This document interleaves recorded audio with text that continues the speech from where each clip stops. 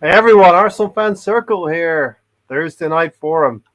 I think I would say not too late, not a little bit late, not too late, but a little It's bit like still in Irish time.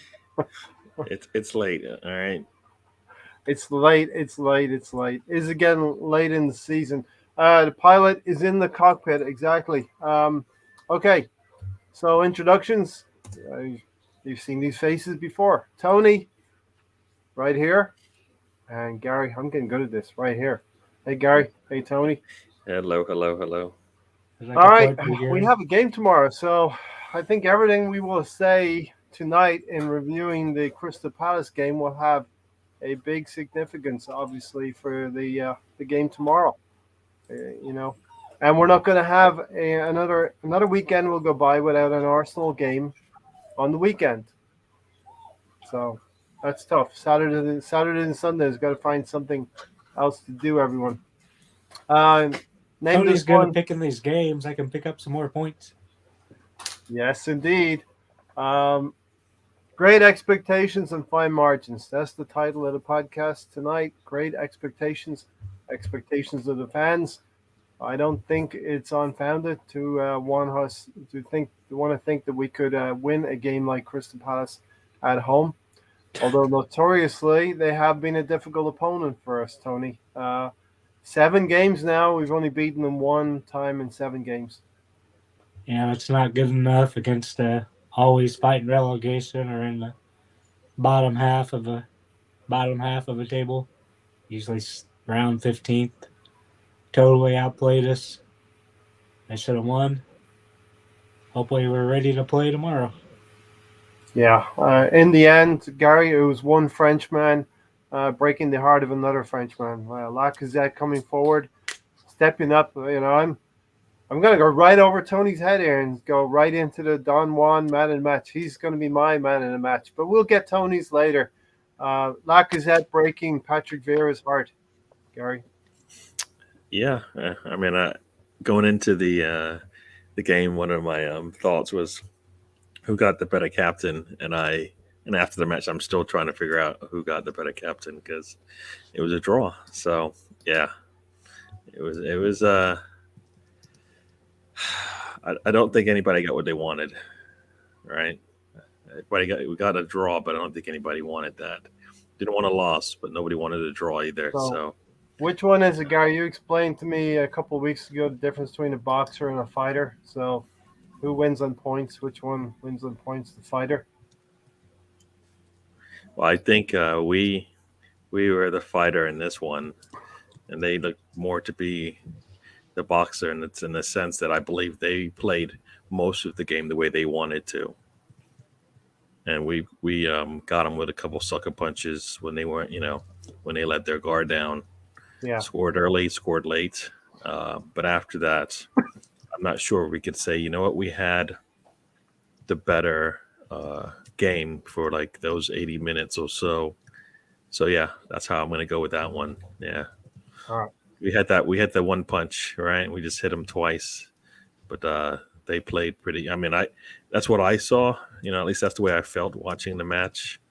That we just disappeared from where we went after the first 10 minutes, and then the last set of minutes, like you said, you always talk about it, chaos. Hmm. We excel on in chaos, basically not scripted, meaning not Arteta planned, and the team seems to flourish when they do that.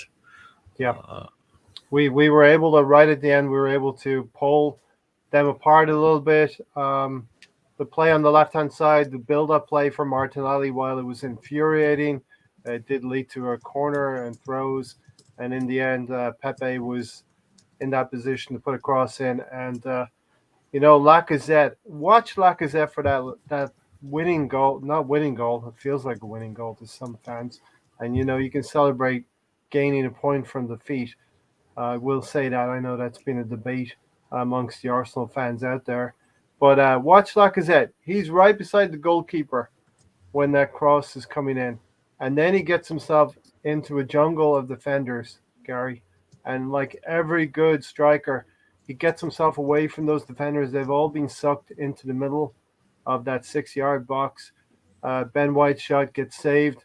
It squeezes out to Lacazette. And he sniffs out where danger.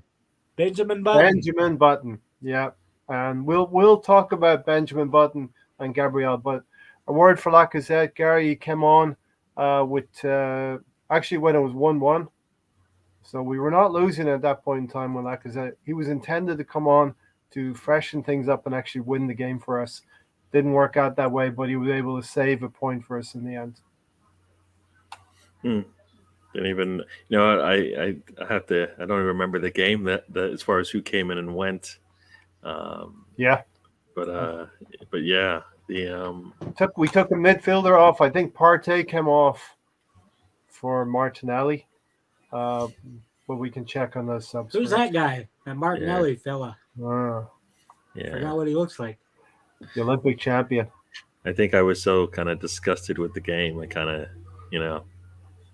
given up at that point. I mean, I know listening to a lot of the people, they were feeling the same way, that this game just wasn't going to go our way, and that's fine. So we'll just live with it, right? And it worked out better than we planned. Mm-hmm. So right. So welcome to Gate 9. Of course, Gate 9 because Lacazette is number 9, and I'll tell you about my omen on it was Monday. I was getting fuel for my car. I didn't look at what bay I was parking into, Gary. And when I got out of the car to check it, it was bay 9, number 9. So I was like, okay, yeah, I think Lacazette might have an impact in the game tonight. And in an ideal world, he'd have an impact to win the game, but it was to get a point in the end, at last gasp point. And Gary, do you think it was a point gained or 2 points dropped? I think it's a tale of two halves, or two games, or two cities, or whatever you want to call it. After the first 10 minutes, I think it was points lost, but in the last 10 minutes, I think it's a point gain. Who's banging pots and pans? That's the boss. So I'm not gonna say anything. Yeah. Good evening, chat room. Let's talk Arsenal. So I thought Alonso was back for a while. Pilot is in the conference. Perfect timing. I was making some evening hot cocoa. Great to see you. BX Gunners here. And we're going to get into, this is going to be a podcast of pairings, Tony. So let me just preview it for you. We're going to talk about Aubameyang and Lacazette. We're going to talk about Partey and a partner in midfield. Who's that going to be? Pepe's partner is Chaos. And, Saka's partner for this game was Mike Dean and MacArthur. And then, of course, Arteta and Vieira. So, yeah, we're going to get into it. But, Tony, Steve Bruce, we're going to get a couple of things through here. Steve Bruce has left Newcastle by mutual consent. They've agreed to part ways. I told you he'd be gone before the window opened. Yes, he did. Yes, he did. Bloody late, 142. Hey, Stefan. Good to see you here. Actually, hot chocolate sounds good. So, yeah, take a moment, boil the kettle, put the milk on. Swiss Miss Lucky Charms Marshmallow Edition. Nice one. Hope everyone in chat and the panel are good. So it's a 3-strong flight crew tonight.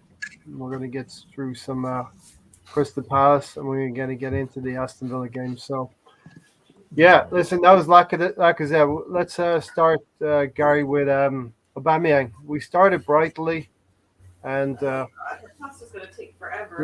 Newcastle on Sunday, they started brightly, but they weren't able to see the job out against Tottenham. We weren't able to finish the job. We weren't able to add to the impetus that we started in the first 8 minutes. There's Alonso's mom up in your house today. When Bargav wants to know, when is it going to end? When is what going to end? The draws, the drop points. When Arteta leaves?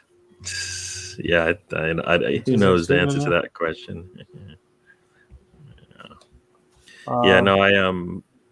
that, I mean, the score that we had, many that's kind of what we want to see consistently. And when you go away from it and you notice, what's happening, why did we just stop doing that?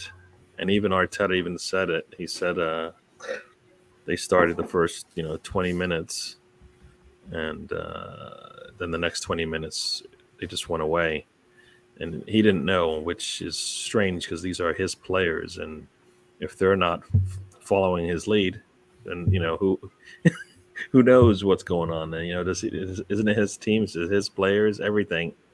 Why would they just go away from the 20-minute? What they did in the first 20 minutes, according to him, I think it was 10, but they went away from it, and so yeah, I don't think either they trust him or that he has as much control as he thinks he does. So what's going on there? So it's a little strange, It's a little strange that they start up, they do what he wants, and then they go away from it for whatever reason. So. Winter is coming in England when that's when I am up all night, Stefan. So it's good to have you coming back to us. Please don't bring up 5 games unbeaten. Bargov, you just did that. Throw in the cup game as well. You'll find it's 6. Tony, we slowed up though. It's been 3. We won those 3 games in a row by varying degrees of ease. Norwich, Burnley, and the Spurs game, North London Derby. But we slowed up now with a draw at Brighton, and now this draw at home to Crystal Palace. And good news or bad news is we have another home game, a chance to remedy what happened on Monday, and the players need to be up for it tomorrow. Yeah, he has to put the right players in there in the right positions. He should have started Lacazette, better suited for the last 2 games. Probably better suited for this game tomorrow. But he still won't get in the starting lineup for whatever reason. Let's talk about that. I think he has a great chance of being in the lineup tomorrow. He has to be in the lineup. It's a problem because Aubameyang is our star striker. He's getting paid all that money, and we've tried to force star scorer, not star. He's the star striker. He's the number 1 striker. He's getting paid the most amount of money. The responsibility is on him to score goals. Problem is, Gary, as you know, and we talked about it on your show on Monday, we have a problem. Aubameyang is the guy we're moving forward with, but he may not be the guy who's right for the team. Not right for the style of play, not right for the players around him. Yeah, I think there's something just not right there. I think what Arteta has is he's got half of a striker, and he's got 2 players. I mean, he's got Aubameyang that allows him to do certain things, but then he also has Lacazette who allows him to do some other things, and he needs all of that in one, or he needs to play both of them, and he chooses not to play both of them, but he needs both of them, and I think. Like I said, I don't think he can play a full match anyway, so I think his hands are tied a little bit. But the things that he's looking to get from Lacazette are the things that are important, especially when the team's not clicking, right? when the other team isn't being as accommodating in terms of the way that they're playing against us, and we need to kind of control things ourselves. So it makes it a little bit challenging for him.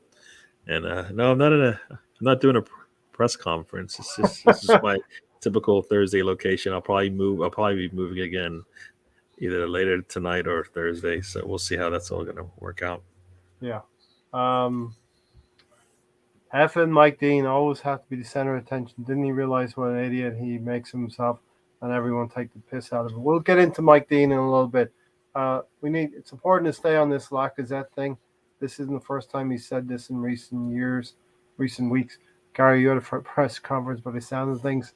No, he just has that voice, perfect podcast voice, right? There's a disconnect between Arteta and Mikel. We've been seeing it for months.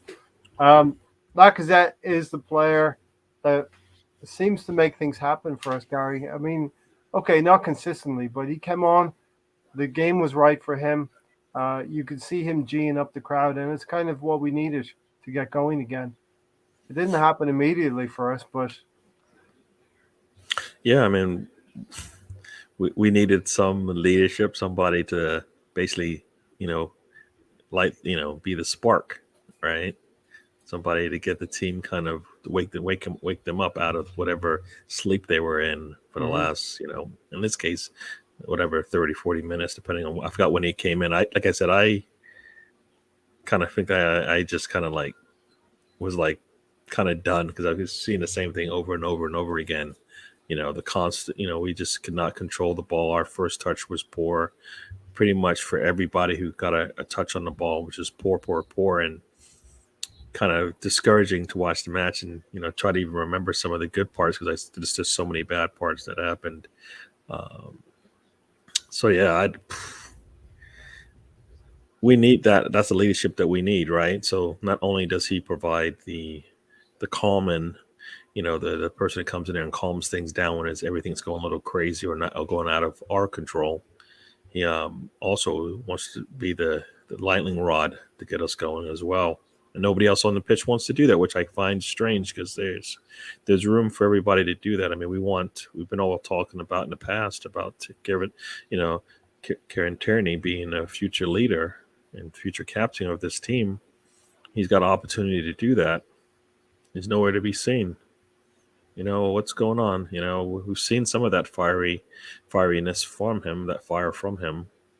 This was one of those games where we needed it. I mean,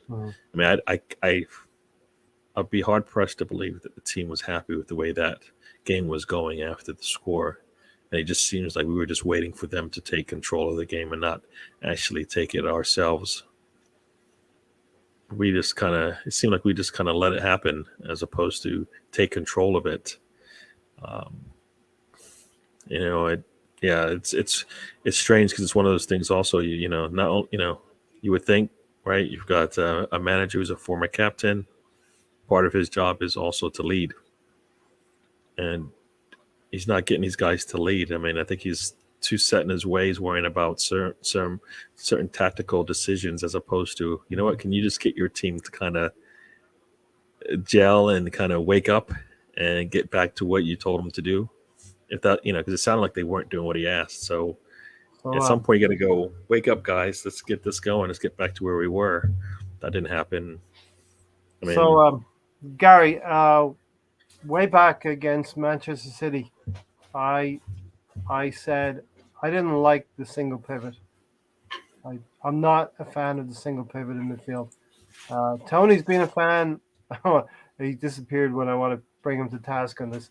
He's been a fan of having, Ødegaard and Emil Smith-Rowe, at least maybe 2 8s, if not. They could be a 8/10, Emil Smith-Rowe or Ødegaard. You say it again? Not a fan. You know what? We don't have the right player, right? Or we don't have the right set of players. We don't have the right set of players playing together when we decide to do that. Or, it's weird because, I mean, we're gonna have to bring him up, right? We're gonna have to bring him up. This is what you're alluding to, but we kind of miss Xhaka in what Arteta wants to do. Yeah, he's asking Partey to do something that's not what he does. If you want to get the best out of your players, right, you're supposed to put them in situations where that's where their skill set kind of fits. He's not set up to be that CDM, right? That sits back there and does the things that Xhaka does for him. And it doesn't seem like any of the other players either want to or can do that, even though, I would think Maitland-Niles would be perfect for that, being that he's more defensive anyways. Yeah. But he hasn't seemed to step up to be able to take that position. I think he really wants to be on the offensive side, and he's not good at that either. So, this is where once again, Arteta needs to figure out how best to use his players and not just try to right what we talked about this multiple times. Yep. Square peg in round holes type thing. Mhm. He's still doing that, and it doesn't work. And Yeah. so it works. It seems like it works for a little bit, and then Yeah. teams either kind of suss it out and then realize, what, these guys don't really fit the kind of setup that they're in. Let's drill into midfield then, Gary. I mean, midfield, I think I've said it, Manchester City game, and I wanted to see how it went.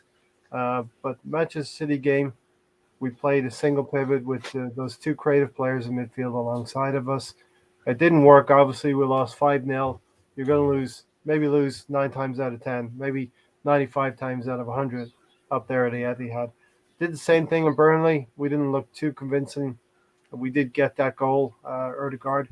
And I just don't think it's effective. I think what a manager has to do is look at his squad and apply the best players for the tasks involved. Not necessarily the best players in the squad, but the best players for the task that he wants them to do.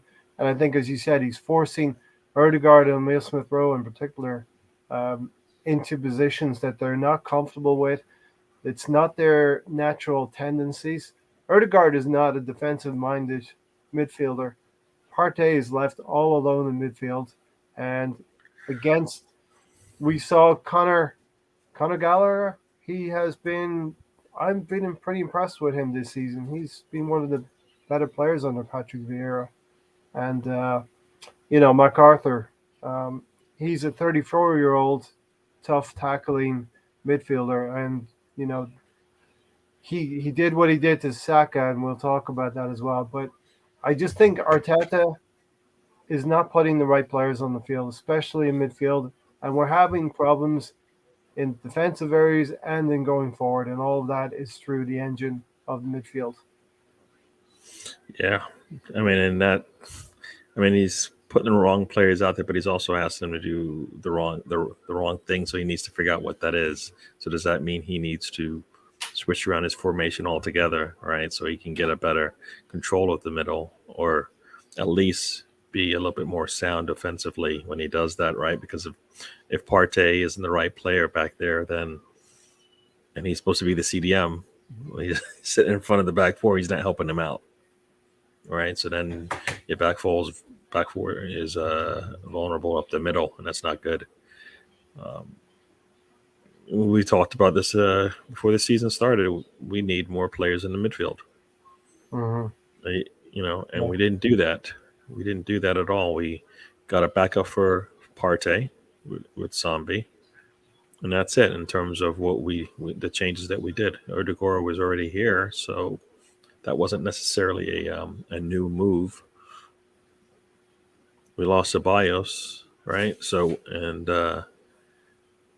they didn't fix the biggest issue, which has been a really bad issue for a while, right?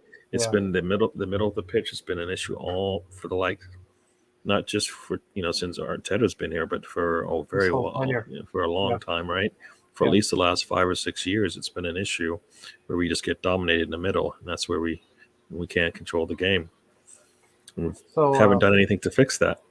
So Gary, what we're seeing with Arteta is he came to Arsenal. He did take a look at his squad, and initially he formulated a way of playing, a formation in 3-4-3 that benefited the players that he had at his disposal. And this season, he's kind of gone away from that because he's trying to place a lot more creativity into the team at the expense of, Partey's getting hung out to dry a little bit. You're missing. I'm not framing this in terms of we're missing Granit Xhaka, because I really think we do have players there that can replace Granit Xhaka while he's out injured. It's just not Odegaard or Emile Smith-Rowe in midfield. It's not both of those in midfield for me. I do think we need a double pivot, not a single pivot. Yeah. Yeah, you see it. We all see it, but Arteta doesn't. He's still, why does he seem to play Xhaka and Partey together, and then when one of them is out, he kind of changes things around, trying to still continue to play this similar way or play a totally different way, right? Right? He's playing a totally different way when he misses one of them, and it's like, but that doesn't work because you're even more vulnerable now, right? I mean, what? Yeah. Who knows what it's. And the two goals that we can see that Gary perfectly illustrated what's happening in our midfields. I mean, question for you: do we persevere with Laconga? Do we persevere with Sambi, or do we give him a break and put another midfielder in there to help out? Well, right now I don't think Sambi is a backup to Partey, meaning that he's more of a player similar to that has the same traits as a Partey. So if Partey can't do it, then I don't know how Partey, how Sambi's going to do it.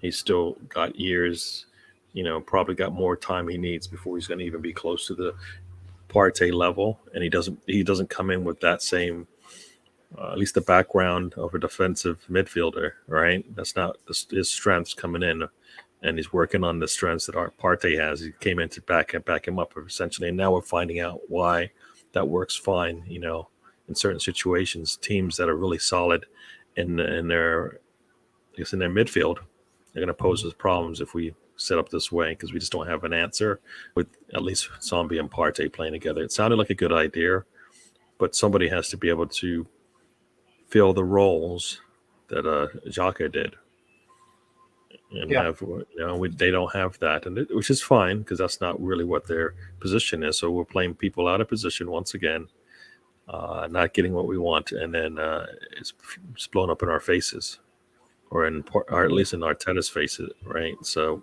Yeah, I mean, we made two mistakes against Crystal Palace. We got punished twice. We probably made a few more mistakes, but they were glaring mistakes. BX Gunner said Laca should be playing the number 10 role for us. He's perfect. And I think if he plays, he will move a little bit towards the top of the D in the penalty area, just outside the box, and be able to play in, players like Pepe, maybe Emil Smith-Rowe, maybe Martinelli, because we don't know. Saka looked like he was injured on Monday, but I've heard since that he's okay to train. Rudy said felt for Partey Vieira in the end. He looked devastated to concede that goal. Many have said, Gary, it was a little touch of a Wenger or a touch of the Emery's. You take off an offensive player to bring on a defensive player, and sometimes that wrestles the initiative back to the other team. And he probably played a part in it himself, and we took off a midfielder and put on an offensive player as well. So it was sort of going to be like that in the last few minutes. Yeah. I mean, his team has given up a goal in the last minute before, so it's not something he hasn't seen in the last 3 or 4 weeks. Stefan's going to check out the live Rolling Stones gig. Enjoy. Go for it, Stefan. We'll see you next time. Yeah. The ex-gunner says, how is it Ainsley Maitland-Niles can't fill that CDM role? He's defensive-minded and can get in the middle. Why is it so complicated with Arteta? And actually, Gary, I have another candidate to present to you after Ainsley Maitland-Niles. Yeah, no, I mean, he's got players like you said. That I mean, hopefully I missed part of what you said at the end there, but to a base Gunner's comment there, like you said, we have some players that would fit that kind of role based on their background and what they excel at, and he doesn't find a fit for them because Maitland-Niles isn't going to play, and who's he going to? He's not replacing Smith-Rowe or Erdegaard, right? No. So, well, he may. Erdegaard did not play well on Monday. No, I know, but that's not his role. I mean, once again, we're asking him to do things that you just said earlier. He can't. That's the role he can't fill. Yeah. That's not the role he's excelling at, and that's not the reason why you brought him in. Yeah. Right? You didn't bring him in to play that position. That's why you supposedly have a squad of 24 players to make sure you have backup in certain positions. I mean, you're Okay, not playing so- Maitland-Niles, but you needed a defensive player to be on the pitch in the midfield. I don't know. Is that what he's supposed to do? Is that not what he sold him? Maybe he told him something else, but Maitland-Niles is not an offensive. He's not an attacker in that midfield, right? He's not somebody who's going to No, but provide to be a creator either at this point. So he's got to be a defensive midfielder, right? Or maybe he doesn't have. Maybe he wasn't told that. So I think the balance personally is wrong in midfield. Partey all alone with two creative midfielders who are not going to get back. They're not defensively minded, Gary.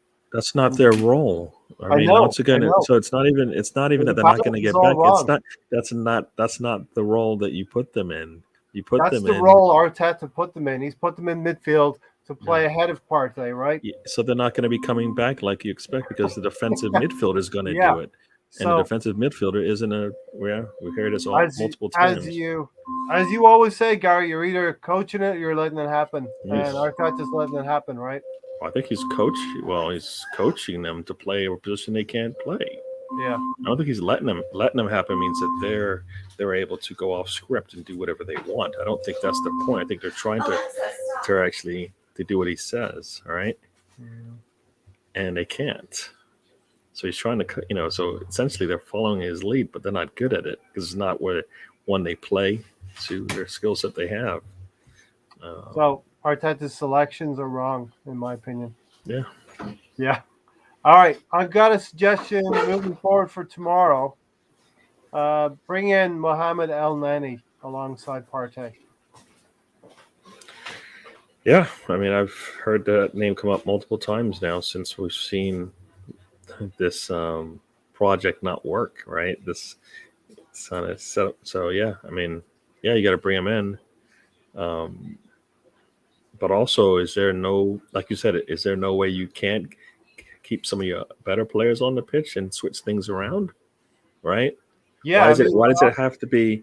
I'm going to pull off one of my better players to put on El Neni, for example, and not just switch things around. So maybe you can get that solidity you want in the midfield.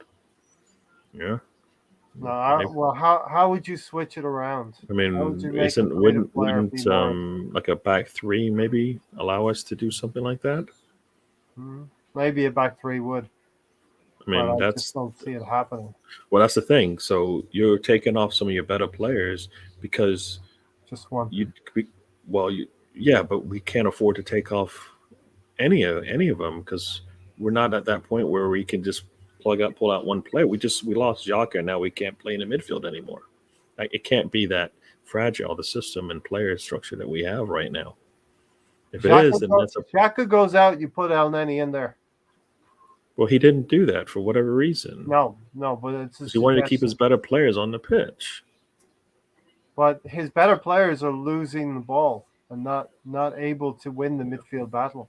And yeah, you have to change things up. I mean, you have to change things up, meaning that you got to switch things up a little bit, right, and be able to keep your better players on the pitch, all right? Yeah, and for me, I'm not having 5 players go forward, Gary. I'm having 4 players go forward and having 2 midfielders shielding our back four. That's what I would do. And Odegaard had a shocking game. I would rest him for tomorrow. He hasn't played well, I don't think, for the last 3 weeks, and that includes international break. I don't know how he did, but it just didn't seem like Norway was having a lot of fun out there playing, and I don't even recall if he was on the pitch or if he was having a good game either. I mean, they were scoring at will, but he wasn't he wasn't providing any assists or anything like that. So I don't know how that was all going for him. But his last match against Brighton, he looked. I mean, we talked about it, right? You had a Milsrif Rowe kind of trying to support him and putting himself in trouble, and then creating a domino effect where then you got Sambi trying to protect, parts of the field that he's not supposed to, right? And that's what happens when you have players out of position or asking them to do certain things they can't. It kind of weakens one part of your team, and somebody tries to cover. Now you've weakened another part. Put players in positions they're not comfortable with, and bad things happen. So yeah, I mean, to me, I don't know why the back three doesn't sound like a good option.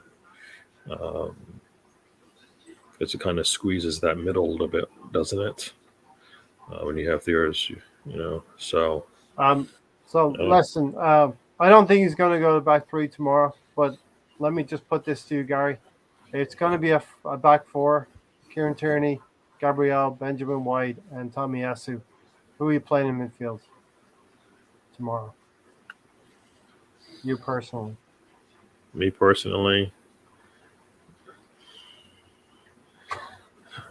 I mean, I guess El Neni, but I've convinced you. All right. no, I mean, I had El Neni in my. I mean, and like his name's come up so many times now. It's like you didn't convince me as much as I've heard the name as soon as the match was over. Well, I guess we should be playing El Neni, right? That's kind of been the word on the street. I mean, that's kind of some people are even saying playing a 4-4-2 as opposed to a 4-3-3, right?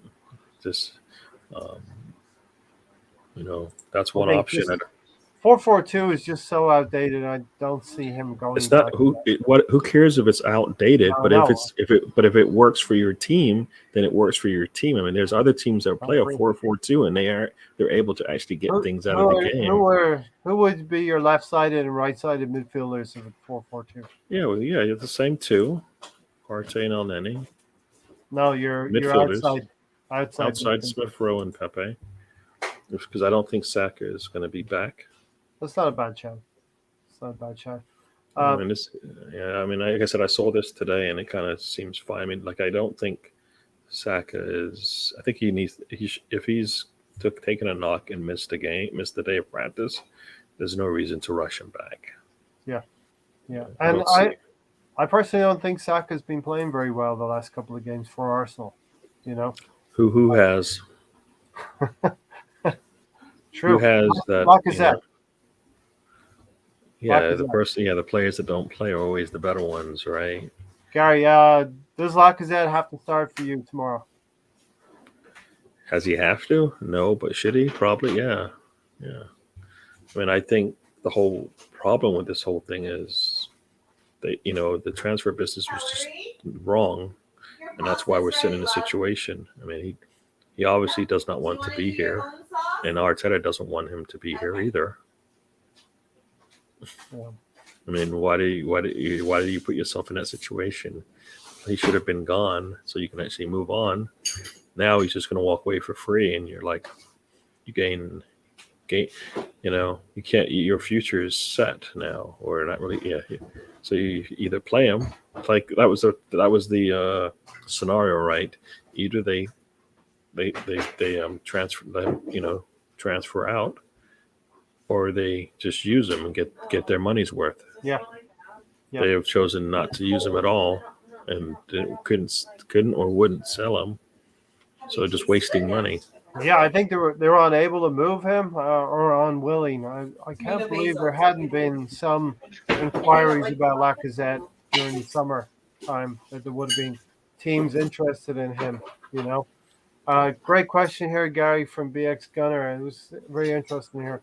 What I find shocking is Mikel's journey has seen him taking knowledge from some of the very best managers and institutions. How is he this bad? Stubbornness? Well, I mean, I think those. I think one, he doesn't have the background of a Wenger, so he can't just take a set of players, whether they are the best players out there or not, and make it work, right? And Pep has the resources to get whatever he needs. Mm-hmm. So once again, you're looking at, well, I need to plug this hole. I'm just going to take that player. Boom, done. All right. So he's got the knowledge when things are perfect, right? Yeah. But not when he can't manage and coach situations with the players that he has. He doesn't know how to fit them into the right positions on the pitch, right?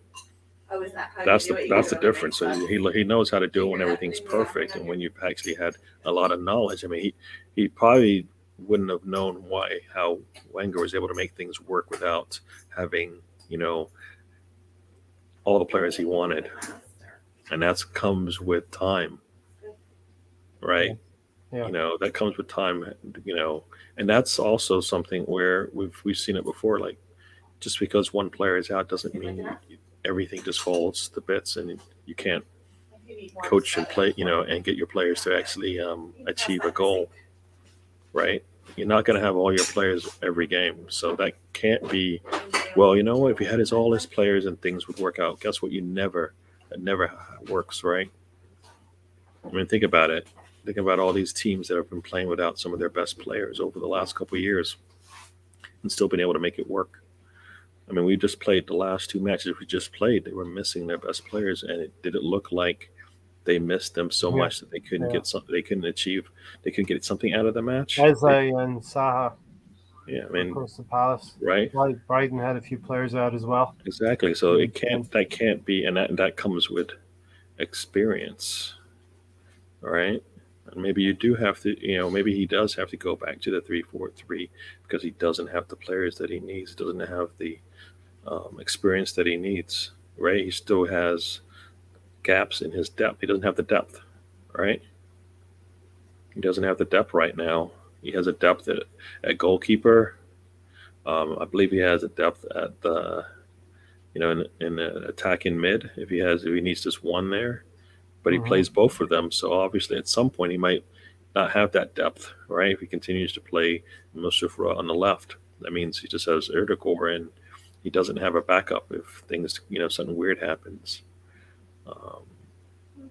And we always thought that would be the case, that they would kind of be either backing each other up, and that's not happened there.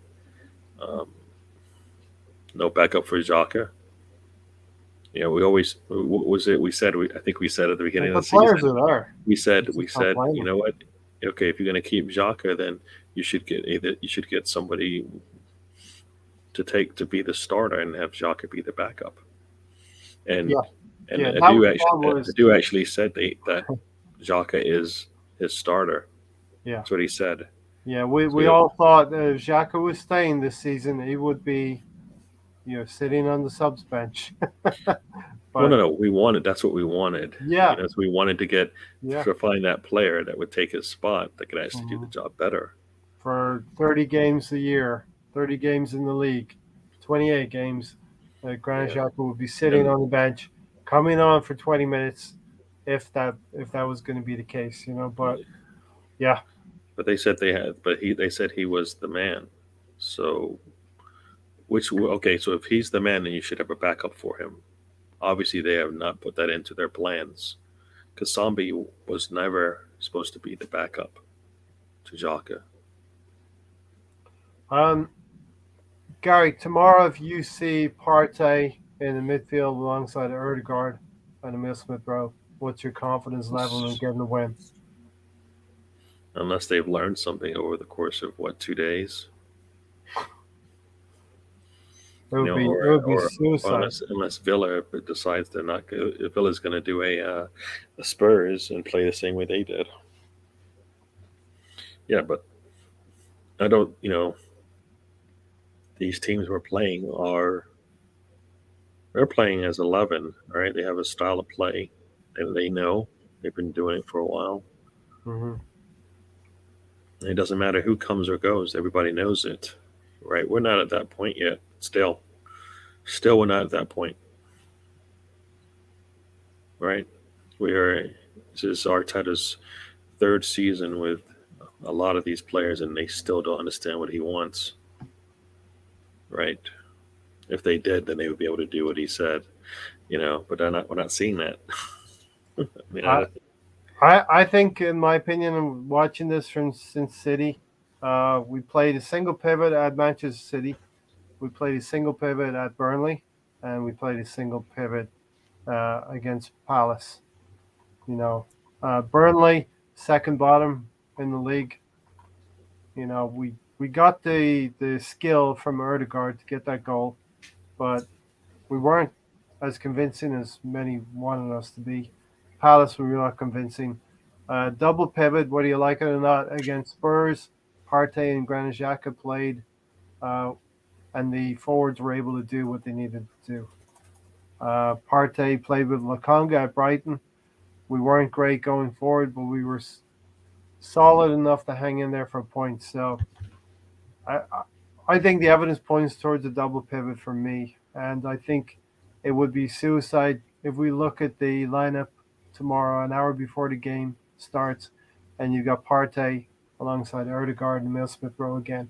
If you don't have somebody in there like Lakonga, Ainsley Maitland-Niles, or El Neni, we're not going to win that game. Yeah. Now, did they play the double pivot when Conga came in? Yes. Did it work? No. Why didn't it work?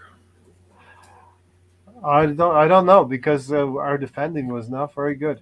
No, I mean, So that brings us on to Gabriel and White, right? Unless you want to linger. Well, no, I'm just saying it didn't work. Like I said, it didn't work with Sambi and Partey next to each other. They both made similar mistakes. Yes. They both were either put in bad situations and weren't able to get out of it, which is what somebody in that position would have to do, because they're going to be put in that situation multiple times. And I've seen Partey in the middle of a crowd be able to control the ball and still not be able to give a cuff off the ball the way he did. Mm-hmm. So whether it was whatever it was, it wasn't working yesterday or on Monday. So a couple of things there. Patrick Vieira coached his team really, really well to close down the wide positions. It's been well documented. Kieran Tierney, his main pass was back inside to Gabriel. Pepe was shut down on the right-hand side. And, of course, the villain of the piece, the turkey of this game, Mike Dean, let a lot of niggly fouls go in Crystal Palace's favor. And you know what? And the only way you change that is if you have some leadership on the pitch, basically making sure that Mike Dean knows that what's going on here. They were asking, so Aubameyang was asking the question. How often was it, or was it just when I only saw him when Saka took the kick. I don't remember seeing him do it any other time, like as far as being there's times where he's not going to be in the same area of the field. Emile Smith Rowe gets hacked down on the right-hand side, the right wing. Aubameyang's probably 40 yards away. Does it matter? At that point, he's down. Somebody, if it's not you, then who? You're the captain, so it doesn't matter how far you have to run. Your guys are getting beat up in this game. Lacazette also remonstrated with Mike Dean. But he's not playing those 60 minutes beforehand. Mm-hmm. By then, it's too late. It's already, no matter what he does, they've already been getting beat up for 60 minutes. Right? Saka has already been kicked out of the game at that point. The referee is there to control the game. He's there to take the temperature of the game. He's there to not let it boil over. And I think Mike Dean just did that enough. The players know how far they can go as the game goes on. Our players don't play that way, so we weren't going to be able to take the benefit of it. So it doesn't really work when it goes one way. Right? And that's the problem. We let teams beat us up. Then when we try to retaliate, we get a yellow immediately because it looks out of character. I mean, that's kind of when you're officiating things that don't look right. It kind of like shines light on them even bigger, and that's what we saw. Right? They were consistently knocking us down all game. So is that fair? No. That is a perception from the referee. Bukayo Saka, he's late. He takes down a player. I think it was Jordan Ayew. Takes a player down. Oh, because that's out of character for Bukayo Saka. That's somehow worse than James MacArthur, who's a midfield, maybe a hatchet man, maybe not. But he's in that battle. He's in those trenches week in, week out. It's the only thing that makes any sense unless they going out of their way just to say, you know what, Arsenal's not going to get anything out of this, which means now you're talking about something even worse. So instead of incompetence, now it's actually cheating, right? Mm-hmm. And I think we So- don't. I don't think we believe that. I think we more believe that they're just not consistent in the way that they referee a match, right? And they let things get away, and then they never can control the match again, right? You see it all the time. They will a foul will occur, and they will like one time. And I think there was actually a video I saw where he actually they got three chances to foul us before the yellow was even placed, and I think that was on the Saka kick. He's like, all right, that's three. And I yeah, think there was audio and saying that that was the one that that, should have been red. that's three, and it's like, wait a second, what? They can kick us three times before they get a yellow. That doesn't no. How does that no? Those are You're letting the niggly other team. fouls. You're letting the other team get an advantage. So Mike Dean sees them as niggly fouls. As But us, then as Arsenal fans, Saka does something. He does the exact similar kind he of a was late. foul. It was similar. Mm-hmm. Yep.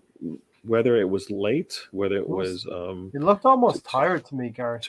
well, I think he was trying to stop their attack, which is Yeah. what we do, and that's one of the things that we wanted to see from. We're going to get to it, Gabriel Yeah.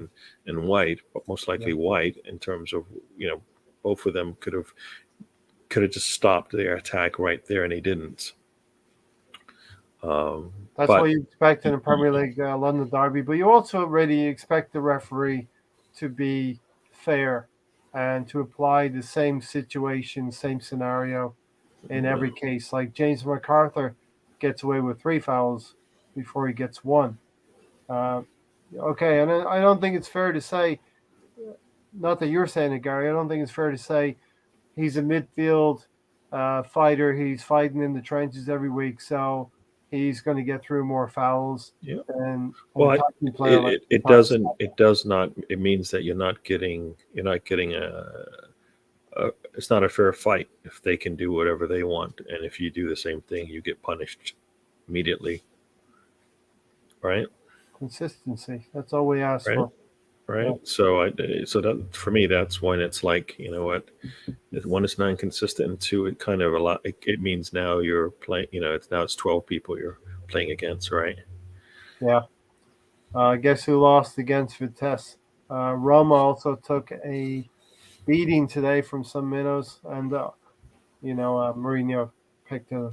You know what? You're gonna see that, right? Because Yeah. it's tough playing the Europa games. Yeah. It's tough. I mean, it's You not. have to use your squad. We're talking about using your squad. We got lucky in the sense of who we had in our group, where it was less of it wasn't. We weren't playing as tougher teams as most were, right? I mean, you actually want to play a tougher match if your aspirations are to get better. But we didn't. We got lucky in the sense that, what, that's why it was always so confusing why we just didn't play our youth, because those matches are matches that they could probably get more games out of. We had a lot of older players playing in there, and it's like, what, Yeah, and we're seeing right now this season we're not having European football. We're seeing the players that it's affecting, namely a Martinelli, who would probably feature in Europa League action right now. Maybe a Balogun. But they knew this going into Eddie. the season. This isn't something that just was sprung on them. Yeah. Once the season started, Yeah. that look, you're not going to have European games. Players knew it as well. Eddie, you could have gone to Palace. You could have been playing on Monday night, and we could have had. Well, that we know why he stayed. He wants his money more than he wants to play football. Yep. We know this from a lot of Arsenal players. They're not staying. They're not We know staying this here. well. They're not fighting for their spot. They're fighting for their paycheck. Yeah, I want to stay. I want to get paid well. I want to. That's the only reason why they're staying. I mean, Kolasinac, they can't get him out because of the paycheck. I mean, you look at all these players that are out there. Over 100,000 a week. I mean, the model doesn't work if the players, you can't get your money's worth out of the players you're paying. Gabriel was the warrior out there, especially when Saka was chopped down. Auba seems spineless. So, not a red card. It is a red card, but not a red card given. Yeah. Definite red card every day of the week, except when Mike Dean is refereeing Monday night at the Emirates.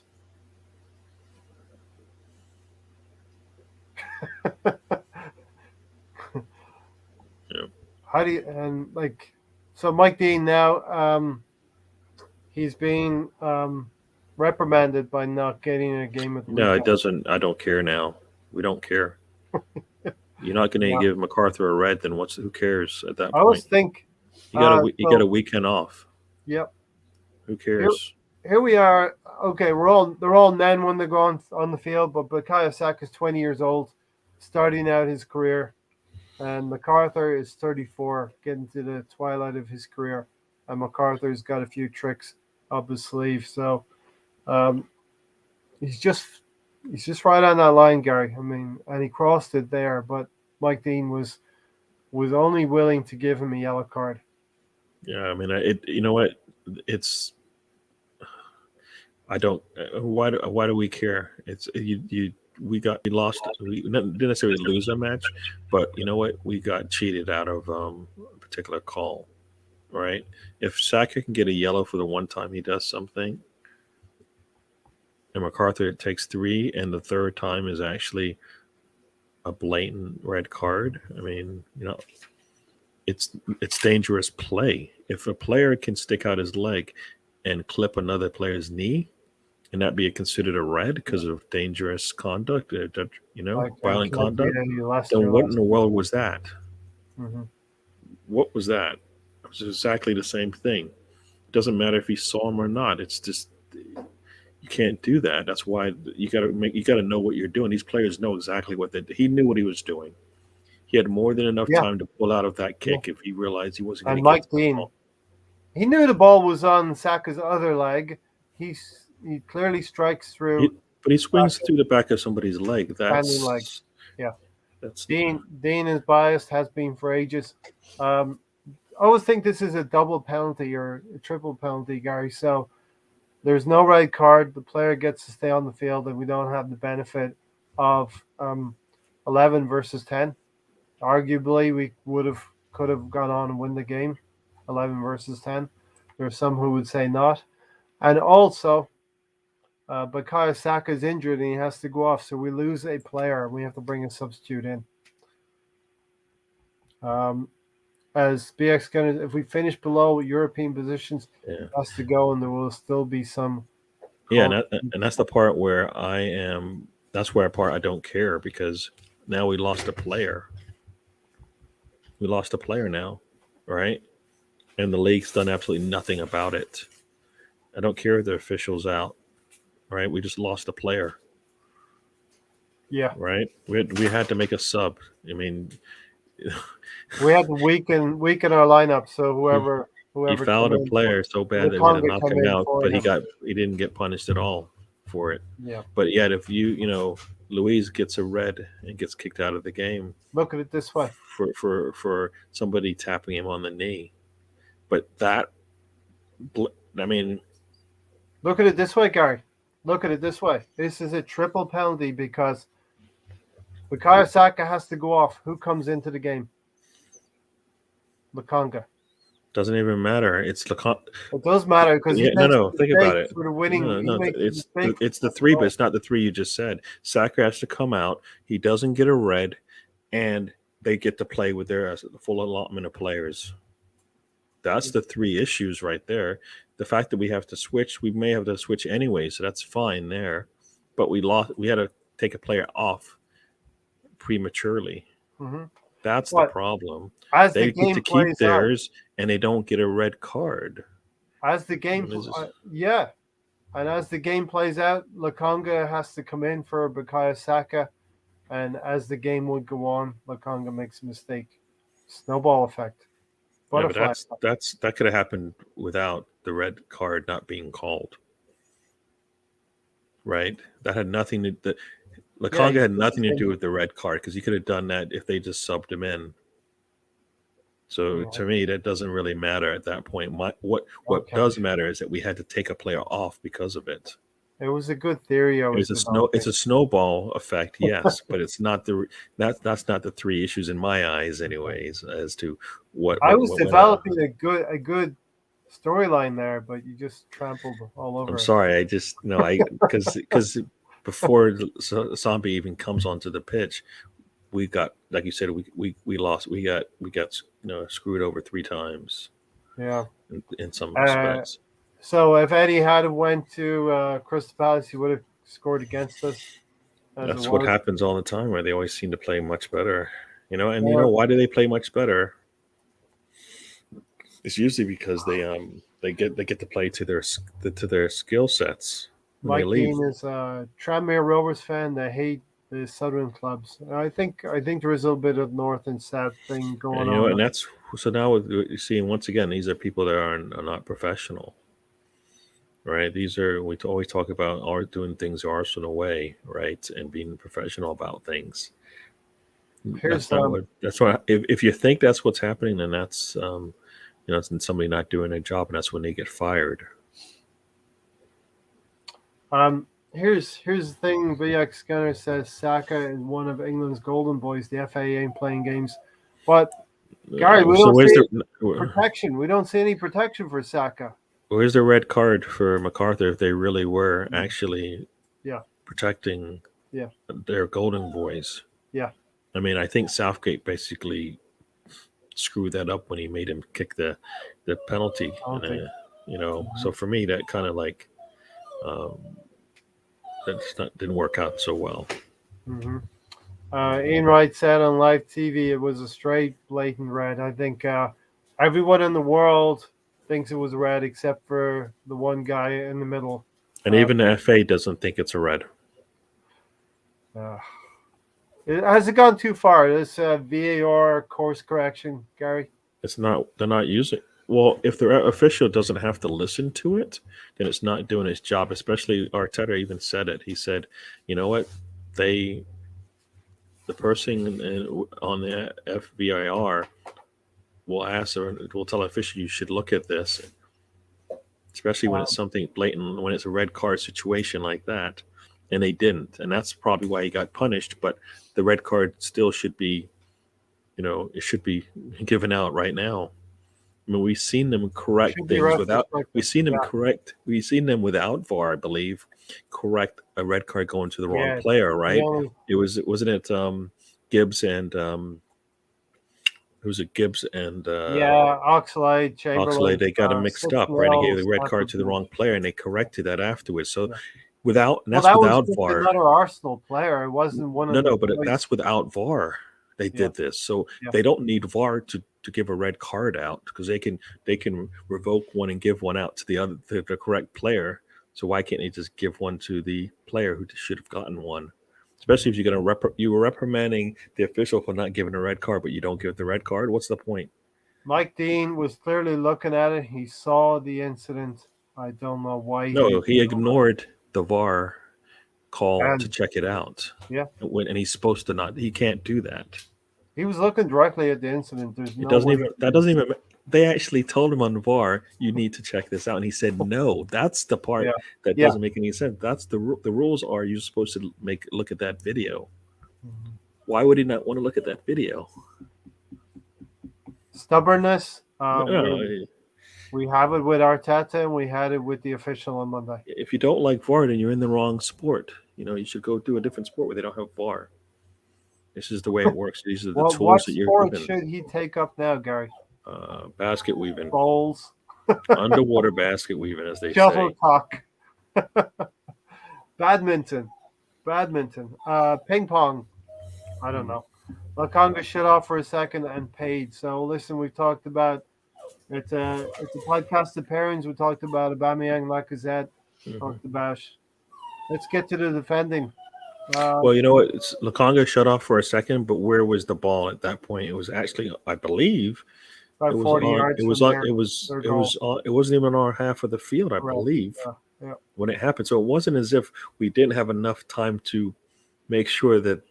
And this is where you take that yellow card. Maybe you take that yellow card at this point because everything's broken down, and we don't do that either. Why? Just clear. Take a player out. Player. Take him out. Take a player out, and White had opportunity to do it. He didn't do it. At that point, I mean, I don't understand. I understand this Arsenal thing. I don't understand why. We're It too actually nice. makes more sense to, You to know why, stop it Gary? right there. I'll tell you why. Because we had too many offensive players in midfield. You put an Elneny in there. You put an Ainsley Maitland-Niles, a defensive-minded player. They're going to do something. You They're had not going to 4 run back. defensive players in there. One of them needs to run up and take him out. So you can't say we didn't have defensive players on the pitch. Hmm. And it They need wasn't like I football. told you. And it wasn't like it wasn't coming from the other side of the field. He had to get the ball and then take off and cross the midline, and it's still nobody came up to take him out, to just stop it right there. The same way that MacArthur did that to ESR, right? ESR kind of put the ball around him and took off down the side. He took off down the side, and then MacArthur ran him down and grabbed his shoulder, and pulled him back. Yep. No yellow was given for that, so obviously that's allowed. It depends how the referees feel. No, it's allowed. He just. Yep. So if Arteta decided, you know what, in that same situation, our player went out, grabbed him, pulled him down, it's not a yellow. And then what is the FA going to say when he says, "Look at these 2 videos. Tell me which one is different, and why one gets a yellow and the other one doesn't?" They're both the exact same situation. Yep. A player taking off and leaving a defender. Agreed. Do you think Granit Xhaka in that situation would take the yellow? He's running back to the box. Granit Xhaka. He's jogging back to the box. Sorry, he's not running back. Well, he's not yet because he's not ahead of the ball. No, he is ahead of the ball because Lacazette is the one that came up the field. Well, Lacazette is 40 yards from their goal. Granit Xhaka would be behind the ball at that point in time. Yeah, and he's running back to the box. Okay. That's what he's doing. I think he's in position to do something. And he won't take him out. He would be the most likely of. But he won't do it because he has never done that. He's never done that. He has done it. No, not on purpose. Not in that situation. Have you ever seen him do it in that situation? No, you've seen him do it by accident. He's given penalties away. Not on purpose. No, he pulled shirts against Brighton. Not on purpose. When he's out of position, he will do it, but he won't do it to save a goal, score an opportunity. He did it against Crystal Palace a few seasons ago. Gave a penalty away. He's done it in the penalty box, so I disagree. Okay, so he does it when in the worst situation, but when it's outside the box, no. Yeah. I take your point. We definitely do need to take some classes in how to be niggly. They know how to do this. They've done it before. They just don't do it at Arsenal. Yeah. I have no doubt that they've done this before. I have no doubt everybody who's played football at one point in their footballing career has made that, what do they call it? What do they call that kind of professional foul? Professional. What's the other word? It sounds more nicer. What's it called? Not professional foul, but I forgot the name of it. The phrase that they use. But yeah, no. It's professional foul, I think. Yeah. See, yeah. Do you think Chambers can even play CDM? We have options. We've got better options. Chambers and Holdings are on this team, and we haven't seen them. I don't even know who they are. Yeah. We have better options in there. Chambers, I suppose he can play midfield and probably could play defensive midfield. But Sambi, who's not a defensive midfielder, gets the spot in front of him. What does that say? Courtesy foul. Not courtesy foul. It's I thought it was called something else. A lot more elegant word. Professional is a nice. No, elegant word. Not just that sounds like a business word. Angel, good to see you again. Angel is a mate of Mahir's, I think. Man U in the mud. They lose versus Liverpool, and we win tomorrow. We are tied in points, but they're a huge gap a few weeks ago. Interesting. I didn't think about that. But we have to think about winning first. Yeah, I mean, see, and that's the problem. These teams are. We said whenever we said, you know what, teams would have to fall to us for any of our winning to make a difference. Yeah. So far the last 2 weekends we have drawn, or the last 2 games we have drawn. So we're losing points that we could be potentially using. If These are the times when you need to get the win. we need Not when wins. everybody else wins. It doesn't help you. And the last 4 games before the international break, we got 10 points from those 4 games. We've got 1 point from this group of 4 games. Tells me we need 3 more wins, Gary. That's what it tells me. Man U in the mud. And, Gary, I was happy. It was funny that we're losing 2-0, but I want Ole at the wheel still. What about you? So for them to get a 3-2 win and keep the wheels moving for another week or two, I'm all for that. Well, it's not a week or 2. It's either he's staying for, getting an extension and playing for another 4 or 5 years, right? That's what we want. So he needs to keep them hanging on, and I mean, if they have any 2 steps forward, 1 step back. ambition, then he'd be gone already. Because if they could, it wasn't as if there wasn't an example of what could happen, right? Chelsea showed you what could happen. Chelsea went from being, a team that had all the players that they needed, all they needed to do was get it to work, to Champions League winner, and now considered one of the top teams in the league to challenge for the top, right? Mm-hmm. I mean, Liverpool and City are probably from they established winners, but I think Chelsea's in that mix as well, right? I think City and Liverpool are set up perfectly in terms of their manager and the players they have. I think Chelsea still has players on their bench that have failed before and so far haven't really shown up. Like, if they get any kind of consistency, it won't even matter, right? It won't matter because they'll just be too strong. Ings in the box, says BX Gunner. I hope not. He's playing. He's going to get a header. And he's going to score. I mean, because we're not going to. Oh, Gary. Come on, Gary. This is the same. We didn't get optimistic, Gary, today. We got pessimistic, Gary, today. These scripts are written already. We've seen it, right? This is Gary with 4 H's in UG, not 2 H's. Yeah. Come on. Yeah. We've seen this script before. We've seen it before, but we can't see it. We can't see it, Gary. 8 games in, 11 points from 8 games. Not good enough. Riddy's asking me, would I take a draw tomorrow? If that's the way it goes, a point is better than defeat. But I am not happy if we don't win tomorrow. We have 2 games in a week, less than a week at home. 2 league games. That is less than 1/10 of your whole home games. It's 1/10 of our home games in these 4 days. That means something. That's 10% of our home tally. And we needed to have taken 3 points on Monday. We need to take 3 points. Your home has to be your fortress. Gary, Villa are coming in tomorrow. Do you think they fear us? No. Nobody fears us because we played Burnley, we played Norwich City, and they did not fear us, and they are bottom teams in the bottom of the table. Villa is having a much better year than us, right? Yeah, our rivals. They're right. It's funny is they're right behind us, right? Which is the funny part is right they're right behind us on the table. Mm-hmm. So why should they fear us? They've scored more goals than us. No, it's and that's when we should be coming into this match thinking we're going to win, and nobody is. Most people think at the best case scenario is a draw.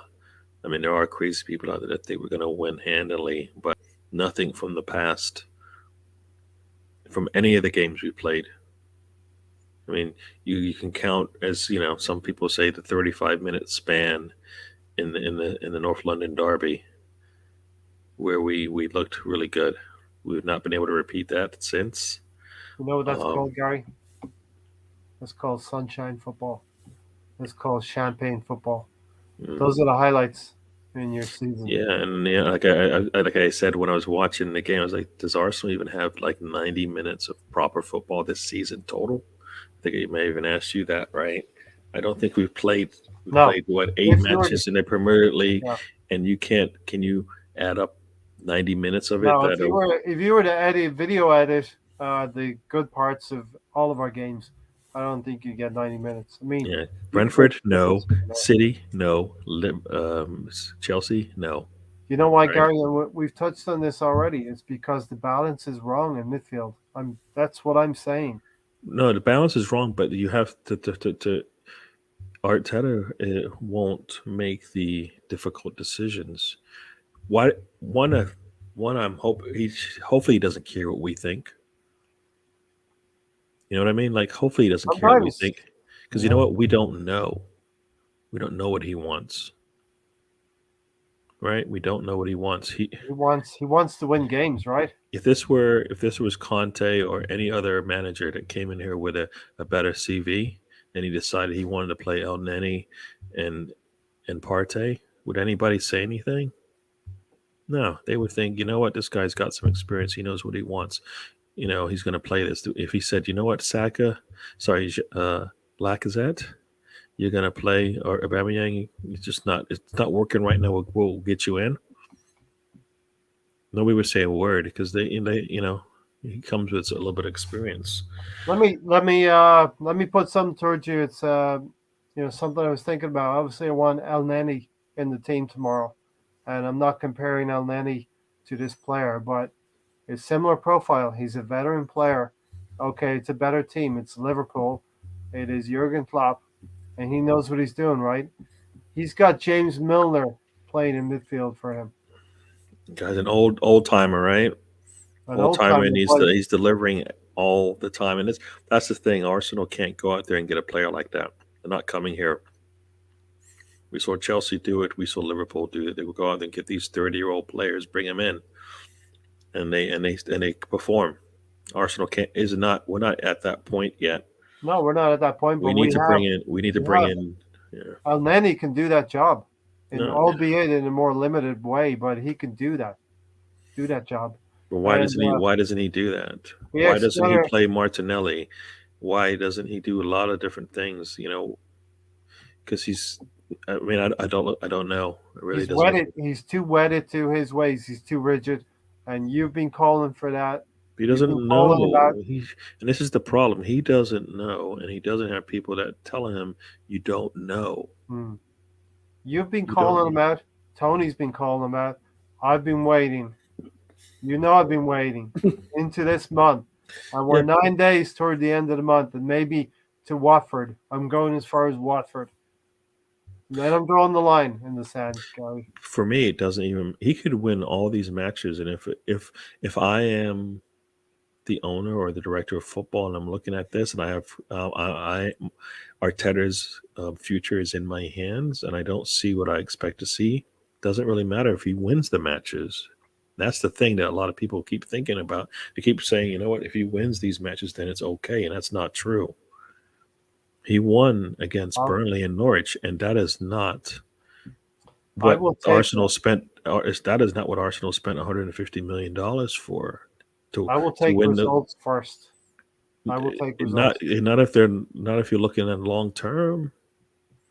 If you're looking long term, then you're not looking at just your results because they don't actually give you all the answers. You know what I want to see, Gary? I want to see Arteta looking at what happened on Monday and realizing what I'm thinking. Along the same lines of what I'm thinking. For him to admit in his lineup tomorrow will be interesting. BX Gunner said James Milner can score, or El Neni can score also. He can get a few goals from midfield. So, Brady said Benjamin Button better step it up tomorrow. We better get to Benjamin and Gabriel. And once again, we're in the same situation as Pepe. Benjamin White is in the same situation as Pepe. Nobody believes that he's worth £50 million. Yeah, I mean, here, okay. Me and Tony we're squabbling over 330,000 because I said he's a £15 million player in Edward versus a £50 million player. Tony's trying to course correct me on 14.67 million. Yeah, I said, I didn't join that chat group to talk about math. So Yes. No, but you know what? He's in the same 50 million situation. versus 15. No, think about it. He's the most expensive defensive player to come in, and we're talking about we're looking at all these other teams ahead of us that have ambitions to win titles and whatnot, bringing in players for less. Yes, different situations and all of that, but he's not worth 50 million. Even to a team like Arsenal, who needed it. I assume they needed it. I always say to myself, you know what? Yeah. We could have just kept Luiz, kept Saliba, and fixed our midfield, and we would have been in a similar situation as we are today. Yeah. I have no doubt about it, because then Go you to bring. Brighton, get Basuma, not Ben White. Yeah, well, yeah. That's the British tax, Gary. Remember, Andy Carroll went for. No, I get the British tax, Let's but say it's 35. It's still twice the price of Ed it's Ward. still a lot of money for a player that you're not. What do they want to get from him? Years ago, He's not Gabriel like, right? No, He's is got a lot of really defender, much like David Luiz was. He is not a wait. You said what? That's what they were thinking. He is the ball-playing defender, much like David Luiz was. No. That's what they're thinking. No. You just said defender. So right then and there, you said defender and you said Luiz. He was named in the defending position. Okay, no, his position. His position is supposedly is center back, but he's not. The skill set he possesses isn't on the defensive end, and that's not what they bought him for.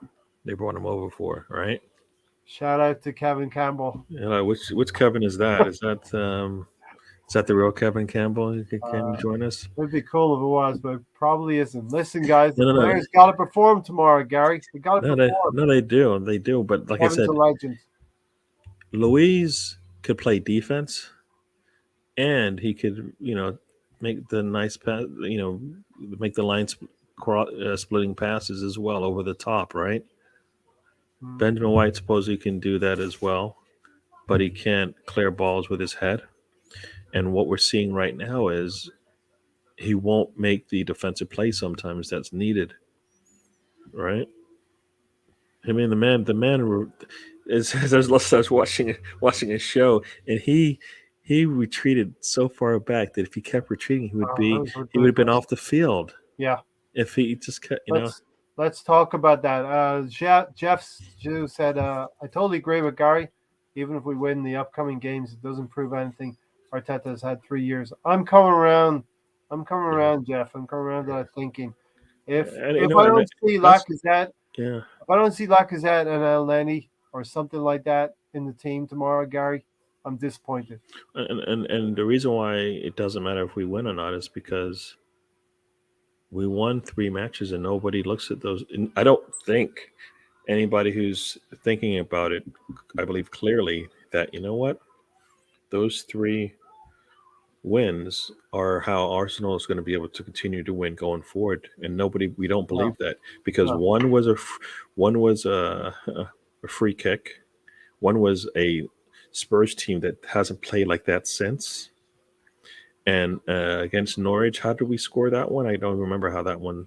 A great piece of skill from Pepe, fed by Saka, and the rebound came to Aubameyang for a tap. The rebound came, so the ball had to luckily bounce in front of Aubameyang so he could put it away. This leads us nicely to the chaos. That is not a plan. That's chaos what you want. Chaos is the plan. Chaos. No, that is luck. Chaos is when you put all that pressure onto the team, right? And it's not scripted, like Arteta wants us to.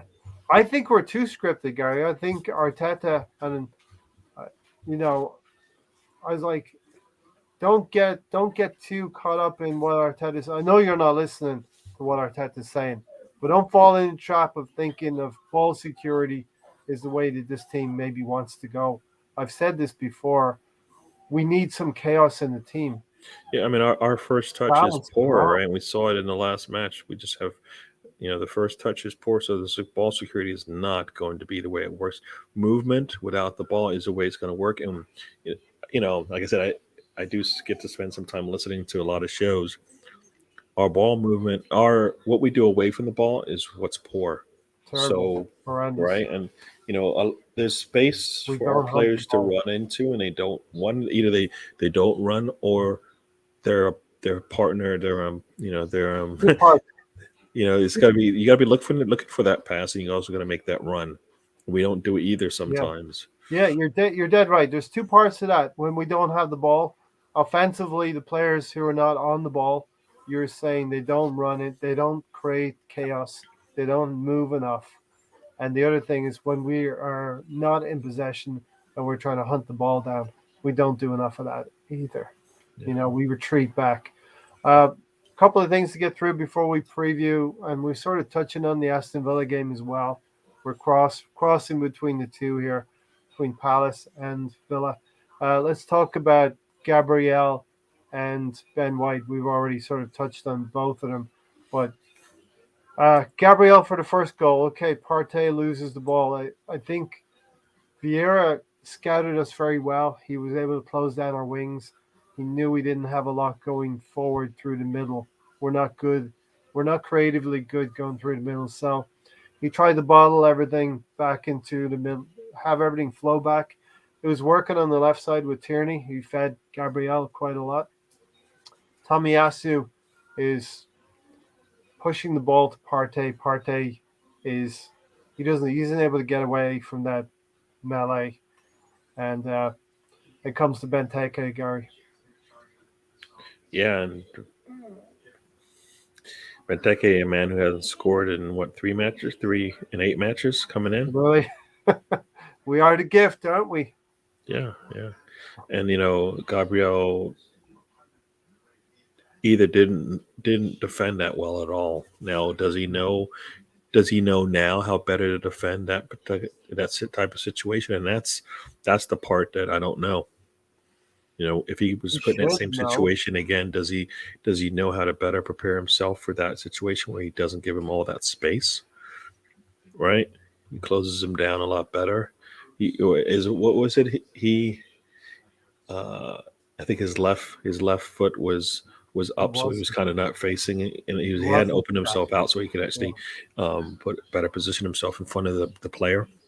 And as soon as the touch was made, it was done. It was done for, right? I'll touch on Pepe. We're going to come to Pepe in a little bit. And basically that is true. I know many don't like him because of the way he left, but for me, Robin van Persie was that player that just get me the ball. Yeah, just get me the ball.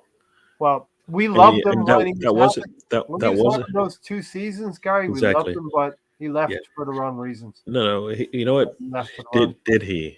Some would say, did he leave for the wrong reasons? The issue I have is that Wenger sold him to United. That's the issue. And that's not his fault. He didn't want to. There were other options, and they didn't take those other options. So it's not necessarily that Van Persie took them. He probably could have got sold somewhere else and would have been probably happy to go there as well. Mm-hmm. But like I said, the way he played in those 2 seasons, it was just a magic. You look at the Arsenal team, you're like, damn, we had defense. I think a better defense probably, because he's scoring 28 goals or whatever he scored in one of those seasons, and it's like, man, if we had a better defense, maybe we could have got something out of those seasons. We didn't get much out of those seasons in terms of position in the league. You know what? He's the one player I take from Tottenham. The problem is we will break him. That's the problem. We will break him. Right? How does he play? Look at the way that he plays. Plays counter. And whose position is he gonna take? Like right now, if you brought Son on, you bring Son on, whose position does he take right now? Oh, Saka. Which is good because Saka gets to play behind a player that actually is really good at his role, and Saka comes on. And some say Saka's better on the right side, so it could be an Emile Smith-Rowe. But anyway, it would be a good headache to have. No trade policy between enemies, Gary. No, I know. I'm just saying, but I mean, I was It'd surprised be that expedited he idea. wanted to stay, right? Yeah. Like, I mean, it what is going to be interesting is how they can continue. How they play out the season. You know, does Harry actually stay around? Does he not get? Trent? Does he not leave in Son will January? take anyone's position up front. I mean, even Aubameyang, probably. Yeah, you're gonna play him, right? I mean, you bring him in, you're gonna play him, so somebody has to sit. Hmm. And that's what you want, right? You want a player that comes in that can that you don't even have to like think about where do I put him, and you never have to second guess that again. And if you do, that's on you, right? Yeah. I mean, Ben White. Okay, so Gabriel bad for me for that goal. yeah, Benteke. that was Ben White. that's technical for me. That's as a defensive player, those are some technical Technically attributes. basic. Those For me. it should yeah. It's Yeah, basic. in that situation, he just lost his form. Yeah. Right. It's we have a situation where our midfield cover broke down twice, and our defensive instincts broke down twice within the same They move. got shocked by it, and they should never get shocked by that. They should always. I mean, I believe you should always be thinking, what, something bad's about to happen as a defender, right? Yep. Because that's Ben how White. as I always say, it's like a fireman, right? A firefighter.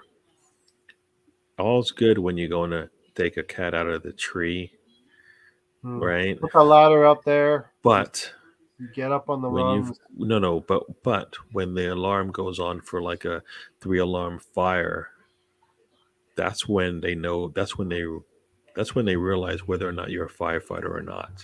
If you're the real deal, right? Also, And you can't let anybody down because what yeah, happens when you let somebody down? Somebody your gets hurt. your attention to detail is there. When you've got a 3 alarm fire, your attention to detail, you're turned on, you're switched on because you're in danger as well. Exactly. You get a cat out of the tree, you can take your time. You can get And there. The cat might have come that's down what by the time you yeah, got there. that's what a center back is supposed to do. That's what a sweeper is supposed to do, right? The last line of defense is nobody else behind you. Mm. The goalkeeper's there, but based on the way what we saw happen in the White situation, goalkeeper can't help you if you don't make a decision. So, for Ben White, Benjamin Button, he's playing the percentages there, Gary. They're coming through midfield. The ball comes to Edward. He's playing percentages, but there's that point in time where he has to come and actually face the player. He has to come and challenge for the player. If you're sitting, if the whole situation started outside the box, and if you're already basically at that later on standing in front of basically in line with the goalie box, it's too late. Yeah, that's I the mean, line. he where you had have to well, the engage. 18 should have been the Yeah, situation. so it's right Once you there let on him the pitch. It's a once white you let line him on the pitch. once you let him cross that line, you're in trouble. Yeah. He was always going to be in trouble at that point. He could have you stay out of my house, right? As a defender, that 18 is my house. You got to no, you can't come in here, right? Especially when things break down in front of you, right?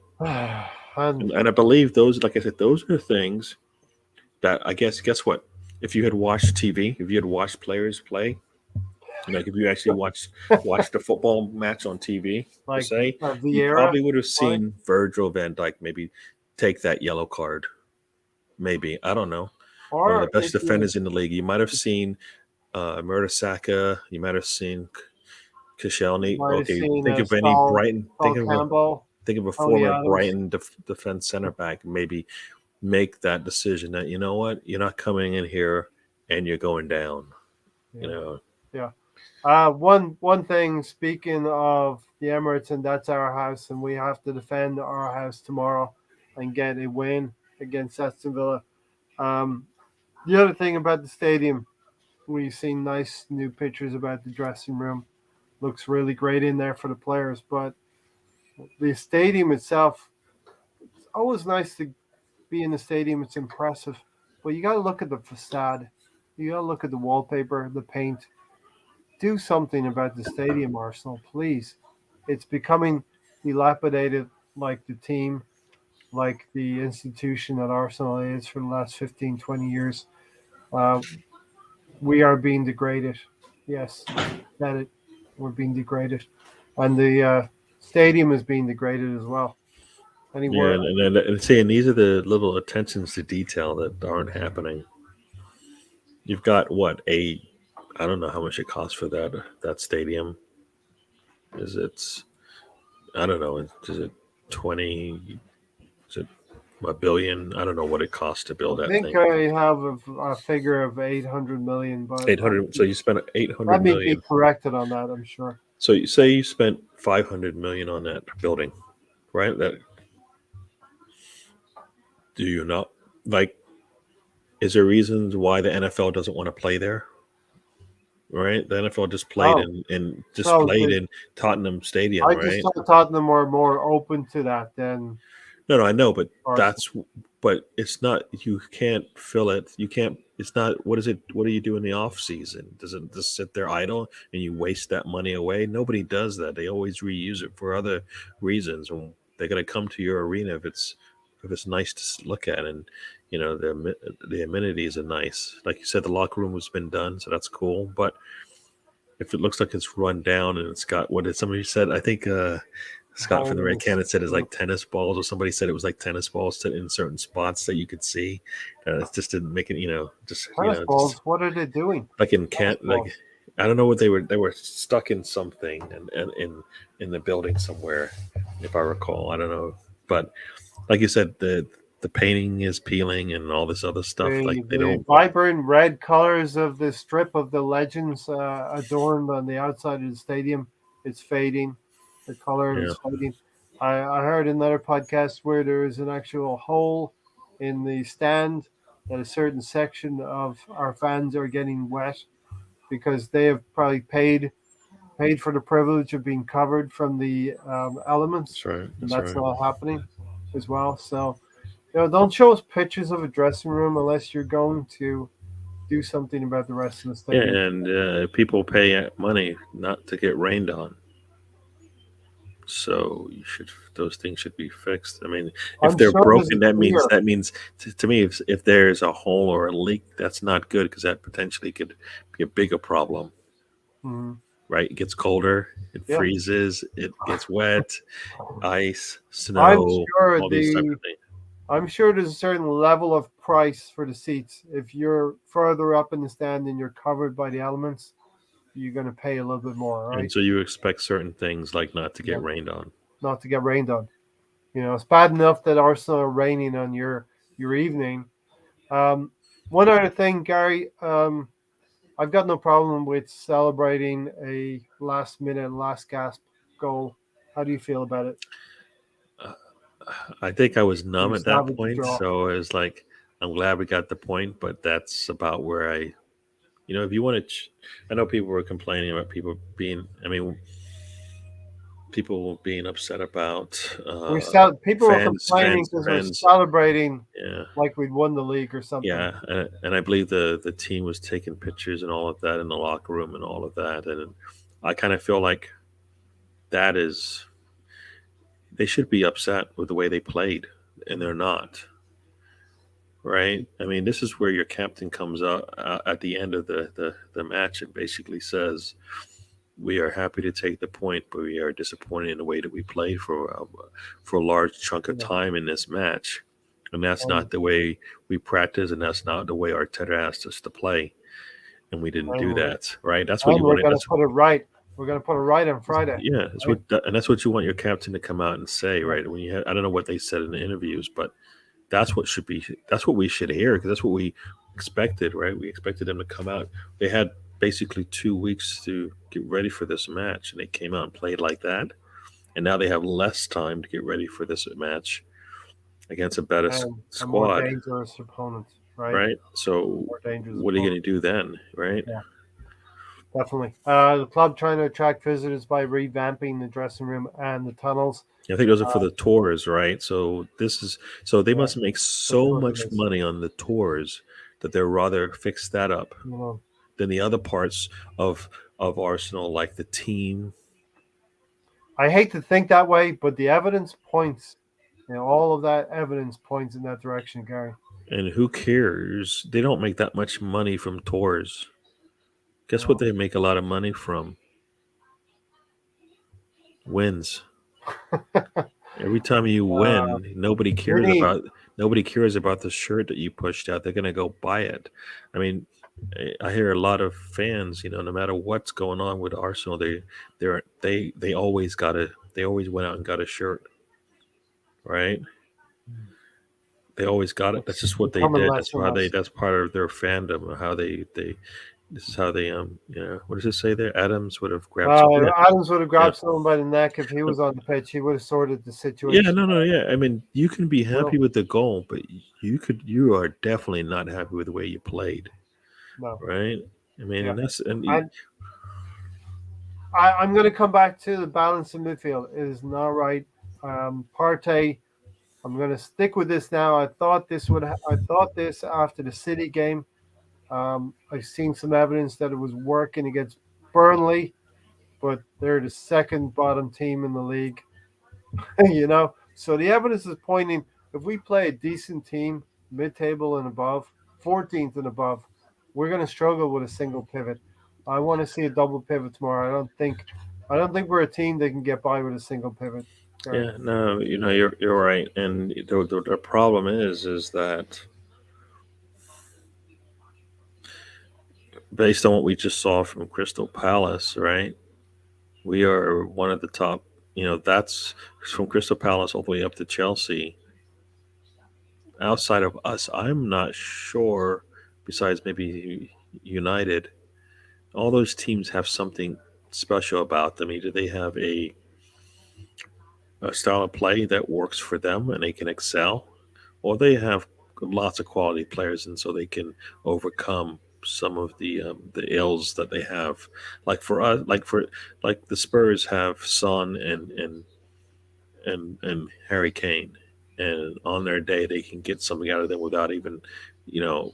Mm-hmm. And they also have a lot of players with that intensity, aggressiveness, heart, all of that stuff that will make certain plays to make sure the team wins. Right, they will go over and beyond. A lot of the other teams all either have really good managers or they have a good style of play. I mean, you just look at it like Crystal Palace, Villa, Leicester, Wolverhampton, Wolves somehow are still ahead of us, and I don't believe they should be.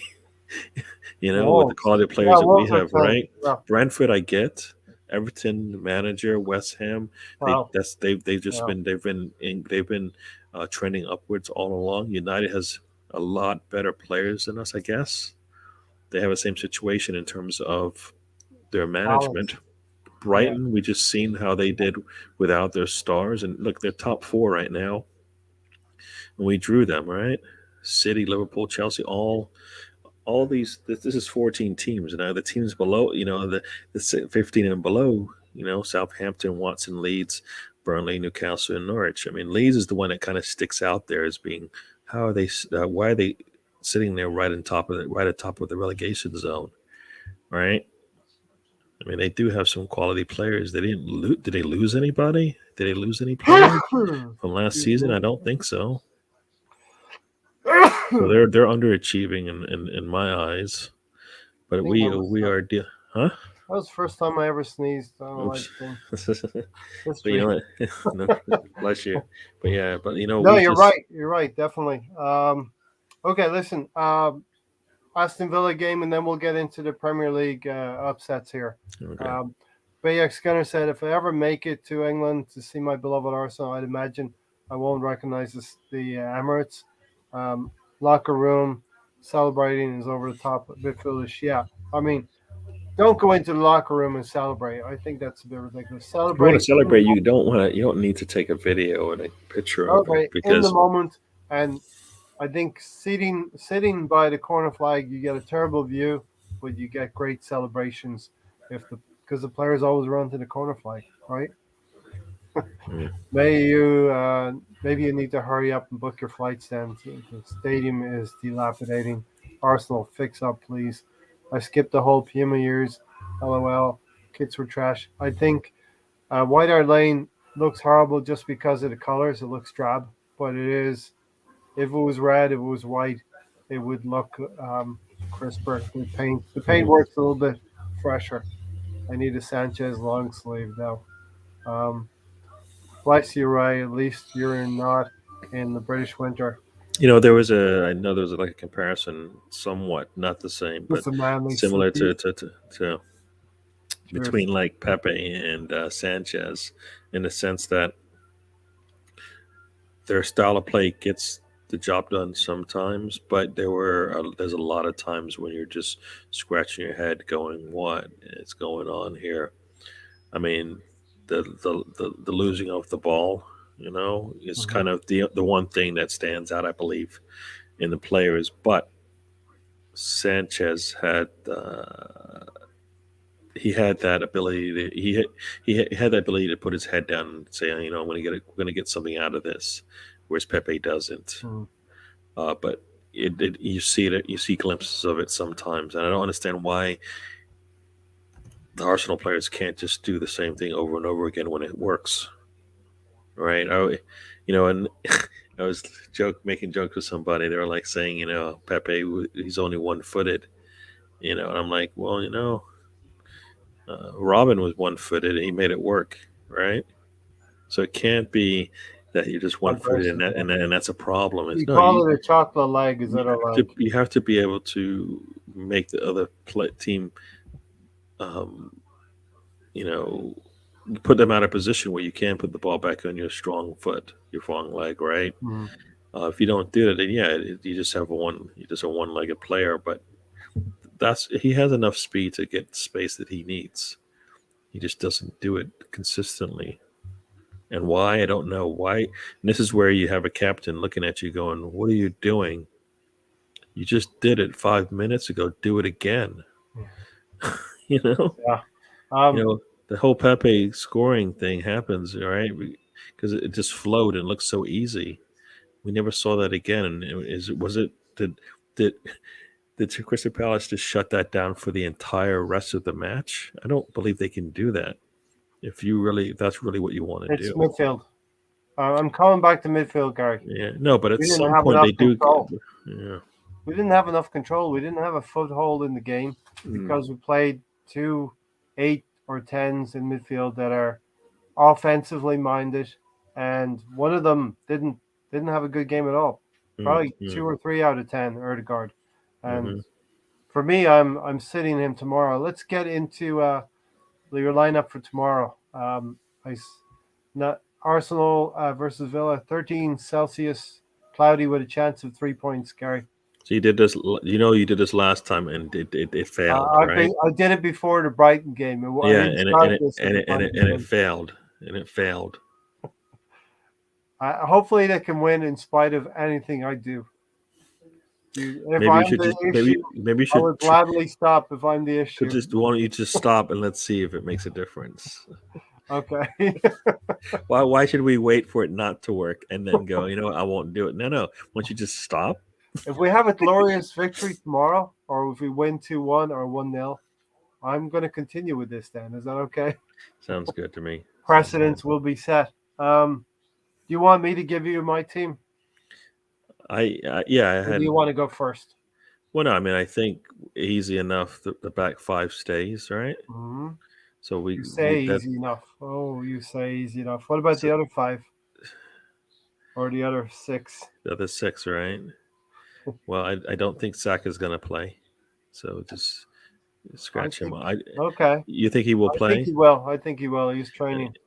And I don't like that because I feel like there are going to be times in the season when players' bodies either need it or they're forced to take the time off, and this Mhm. seemed like a good time to do that. We want him for 90 minutes. We don't want him And for for 38 small, games, right? the So majority. when Yeah. you have an opportunity to kind of let him sit and rest, for a week, Uh, you do it. The mentality is poor within this team. No Mamba mentality, no winners, no one willing to go the extra mile. Yeah. I saw a glimmer of that, and I think Lacazette dragged the team to that point. Yeah, the thing is, he doesn't. He needs to do that for 90 minutes, and he can't. That's part of it. But I But when would he's on, start with him tomorrow. yeah, I mean, I don't mind starting with him if he. I mean, if he has to come off after at halftime, so be it. But we should hopefully have a lead by then. Yep. That would be my I expectation. think Lacazette and or Aubameyang, whatever. If you start one, the other has to come in, and I would start with Lacazette. Yeah, I mean, a lot of people say they would start with Aubameyang because if it's working, then he's going to have goals. If it's not working, and you're Well, hoping that was the it game is working? close. Was it working on Monday? Many said he had a good game on Monday. Aside from the early bright start, I didn't see much. I thought he looked okay for the first 10 minutes, and then Yeah, I don't feel like after I that, got much more from him after. I didn't think I got much more from it no. afterwards, but everybody says it's the service that he doesn't get, and once again, it takes you to your midfield where things break down, Yeah. and then everything else doesn't work, and that's and at some point we can't just blame the other team. Can't just say, "All right, the other team made a No, I'm change, not. so then Yeah, we." No, I'm not blaming you. Arteta. He didn't pick Yeah, the right team for yeah. me. Or he didn't change what they Yeah, needed to do, and yeah. that's what managers do, right? You put a plan out, the other team has an answer for it, and then you change. It happens all the time, and this is what Yeah. you learn when you manage for more than 18 months or whatever it Well, is he's on. I've seen managers persevere with the lineup in the hope that they're going to give you that one moment of brilliance, and they persevere and they persevere, and you get to the 75th and the 77th minute, and they still haven't made a change. You know But what I mean? are they losing at that point? Are Well, they not losing? winning, not Are they winning. losing control of the game at that point? Um, it Like could losing control be, of the game. I feel like we lost control of the yeah, game. we did. Uh, Do you know what? This reminded me of Fulham last season. This game, Crystal Palace game, reminded me of Fulham last season where we got that goal from Nketiah right at the end. Everton last season where Leno was beaten, Granit Xhaka was beaten by Richarlison. Yeah, so not good. Yeah, the Eddie one was I yeah. All right, so you got your back five. Who you putting in midfield? It should be Partey and El Neni. Yes, I agree with you. I would do the same thing. We are not going to be able to attack them or even think about that as being our priority. They are really, I mean, you got Ollie Watkins, you've got Ings. I think they are going to be a problem Oh yeah, if you set yourself up incorrectly, or I think you're going to be in trouble. I mean, yep. I'm just Let's looking at the starve way, the supply. looking, Let's starve the supply into them. Let's yeah, limit the amount of ball that Ings going to get, that yeah, Ollie Watkins going to get, and I know Ryan was talking about Bailey as well. yeah. There's I quite a mean, people that talk about they Bailey. play a. I mean, they've played, or I don't know, if they still play, but they play three at the back, which is interesting. Hmm. Okay. Who's your next four then? Who's your forward players?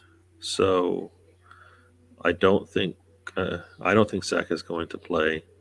Okay. Um, so we're gonna have Pepe. I would like to put Pepe out on the left, but I can't. So I would put Pepe on the right. I'd put Mm-hmm. Pepe on the left. Uh, Auba. and I actually think Lacazette up top. Okay. And Milsuf row in the middle there. It's kind of what Okay. I'm thinking. All right. That's what I'm thinking. I'm thinking. The only thing I Yeah, differ from your lineup is yeah, I'm playing Lacazette up front, Pepe as well, but I think Saka is going to come back in. I think Arteta, if the kid can walk, he's playing him. He's showing yeah, that. but if he's playing and it's Pepe sitting, If he's limping, he's putting on. Yeah, he's putting them in there. Okay, Arsenal in the eyes of our opposition are easy pickings. That thing has to change, BX Gunner. We need to come out and dominate early to get a jump. And when we got one goal against Palace, it wasn't enough. So we Yeah. need to keep And going. you know what? And once again, we go back to that Wolves game last season, where for the first 44 minutes, we should have had a lead. Should have been at least 2 goals up, right? The way we played like that. And this is the thing.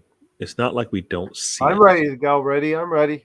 Gary's lacking a little bit, Yeah. and other than that, Yeah. No, think about it. It's not Gary's like we low don't. energy. Yeah. It's not like we don't see what the team can do, right?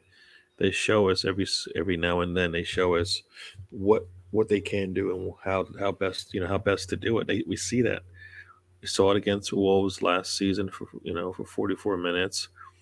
We saw it for 35 minutes against Spurs. We saw so there've been glimpses. They're like comments. They don't come around too often, Hmm. but we I see don't. it, and then I don't understand why we can't just. I always say bottle it, and then sprinkle it on the next game. Mhm. You I know, do not think Balogun will figure in this game. I think it's just too big of a game for him.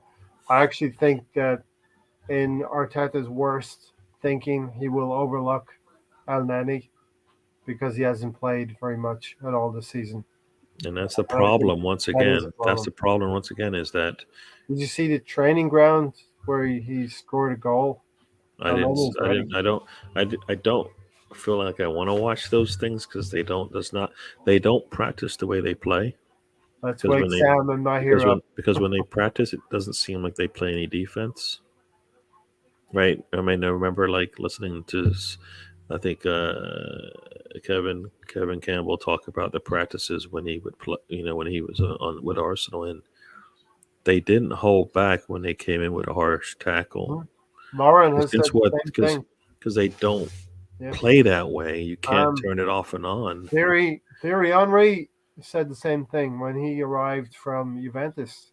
He would get hit hard, but But that's how you learn how to he said play. it toughened him up. He could not play on the Saturday unless he had the training that way. I think our ways, our culture has faded over the last two Yeah. decades. No, no, think about this. It's like a boxer, right?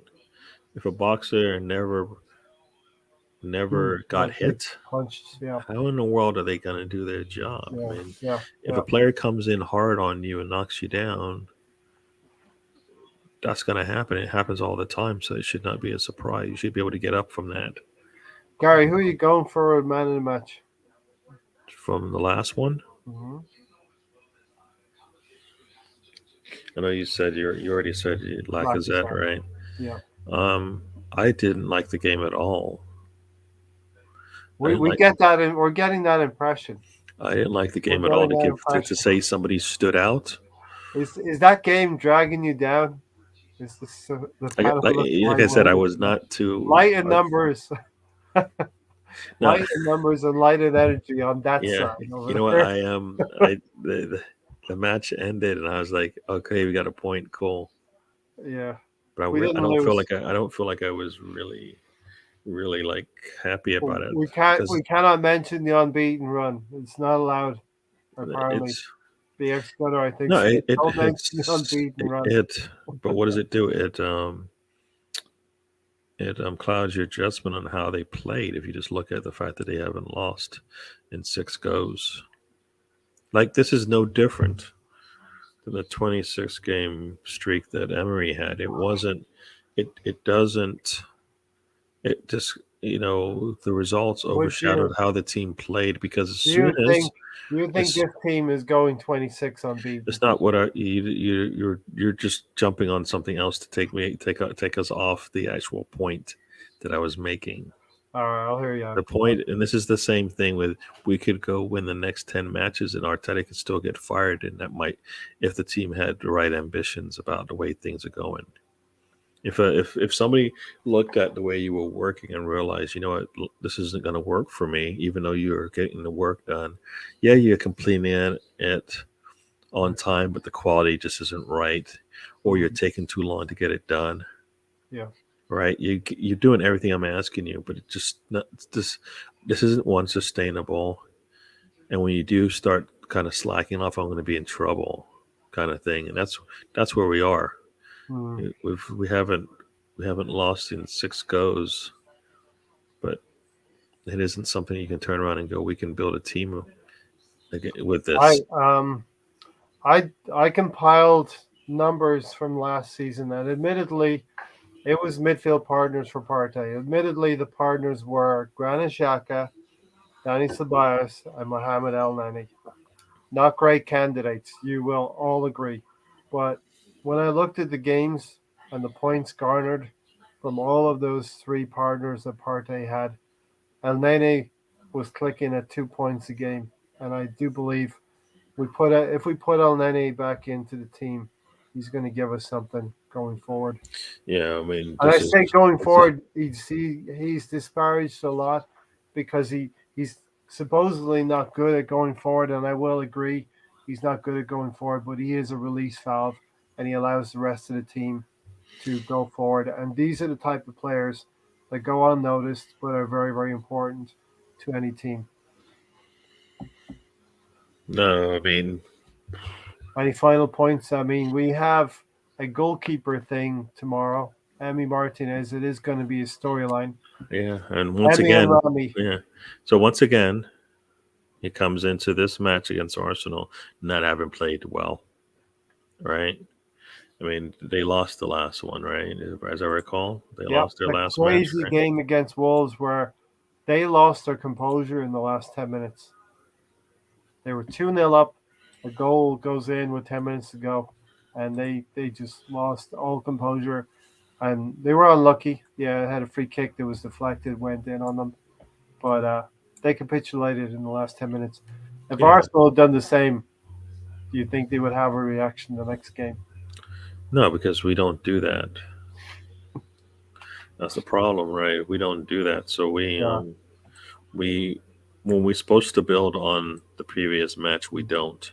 And when we're supposed to like stem the tide and yeah. change and go the other direction, we don't do that either. You know, you have a great 30, great half versus Spurs. You come out the second half, you expect to have the same intensity, and if it's not there, then the manager will make a change to keep it going. And we didn't do either. There is a mentality, and it's not just Arteta that will do it. Many, many coaches, many players will ease off in the second half because the game is over at 3-0. You just have to manage the game. If you Mourinho, are a team with an established style of play, this is the first time all season a team looked like this. You can't just rest on your laurels and think, you know what, we found it here in this one half. I haven't seen it all. I haven't seen it all season. I saw it for a half, and now your thinking is as a manager. Guess what? We're here now. We can just take our take a foot off the gas a little bit here because you know what? This is what we wanted. No, this isn't. And they were many a foot or coaches two away from feel being that way. 3-2 at one point. Many coaches feel that way. Patrick Vieira, they had a 2-1 lead. Why? Why? You try to hold. It's natural. You try to hold on to what you have. That's the Don't problem. take it away from me. I'm not going to let you take it away from me. So I'm going to get more defensive about it. And Yeah, and that's that's the when you problem. lose it. That's when Yeah. your teams can lose their form. When you start defending, and this is what they talk about in the NFL, right? You start to get into a prevent. You prevent Prevent to defense. Yeah. prevent you from losing. You prevent Yeah. yourself from actually winning because your team gets out of form, right? We're Yeah. we're not. I don't think our It's defense is solid enough to say, you know what, let's lean on them yet. They're still figuring things out. They mm, are. They do have good players there, but we know that they are not the mm. finished product, right? Tomiyasu isn't. He um isn't P- Premier League ready, right? White doesn't seem to be ready for what we need him to do. And yeah. Tierney and We're Gabriel, I due. think, are fine. But the goals came from their side of the field. Well, not Gabriel's, but yeah, Yeah. yeah, from their Gabrielle side. was Yeah, a fault for one, yeah, and White was a fault for the other. yeah. That's why I paired things up today No, in that way to highlight the show. Listen, Did you give me your man of the match, or did you agree with Lacazette? I just said I didn't like it. I never gave you a Yeah, name. you just skimmed past that. Okay. Yeah, I didn't want. Well, I don't. Yeah, like I said. You've earned that right, Gary. You've earned that right now. Yeah, I didn't like. I was happy with the point, but not with the match. So Rudy said, hate to say it, but Chelsea's win against Brentford looked like champion stuff. Last Thursday, I said this was a a check on their credentials. They passed the test. They didn't concede, and they scored a goal. That's all I ask of any team. Arsenal did that at Burnley. I know it's not the same thing. you just compared. Wait a second. You just compared. Who? Yeah, and then I said I know it's not the same thing. You just compared what Liverpool, Chelsea, to Arsenal. Is that what you just compared? They scored one goal and didn't concede any. It happens. They It's played gonna happen. Brentford, who beat us 2-0. Right? What do you? Oh, The so you're Brentford- going to do because Brentford beat us 2-0, and And they so far Chelsea- haven't shown that was a blip. yeah, Chelsea will easily drop cash and/or player to get Laca in January to beef up the title. Champions. I can compare. I said and saying it's not exactly a comparison, but we didn't concede a goal against Burnley, and we scored a goal. Do you understand? You where I'm can't coming compare from? that. I'm very sorry. You can't I- compare. You can't compare the 26 unbeaten run, similar to the Invincibles when they didn't lose for 26 games in that season. You can't compare the two. Not even if you want to. You can't. The only difference is one was You a can't. 38. You Oh my can't. God. You can't compare them. This will be another podcast. That's Gary almost like and I saying will I can discuss. compare Bamiyang to Thierry Henry because they put the ball in their feet and they dribble around a little bit. Let me ask you this: do you think it was a fluke? This was the third best run in the club's history. I think it was 22 or 24 unbeaten, not 26. Maybe it was 26, but is it a fluke to go unbeaten for 20 some games? It's not a fluke. Did he keep his job a year after that streak? That doesn't matter. Okay, I'm just making sure you didn't want to answer because you. You're answering yeah. it like I would answer it now. No, it was. Yeah. It's one of those things where I just told you could go win 10 matches in a row, but if the people who matter didn't think it was going to be one sustainable or what they expected to get out of their squad, then yeah, you might have to leave, right? Right. Okay. It's getting late over in the UK as well. So predictions. We're gonna wind this up in the next 15 minutes. Okay. Charlie, do we beat Villa tomorrow? Man, no, we're gonna draw. We have to win.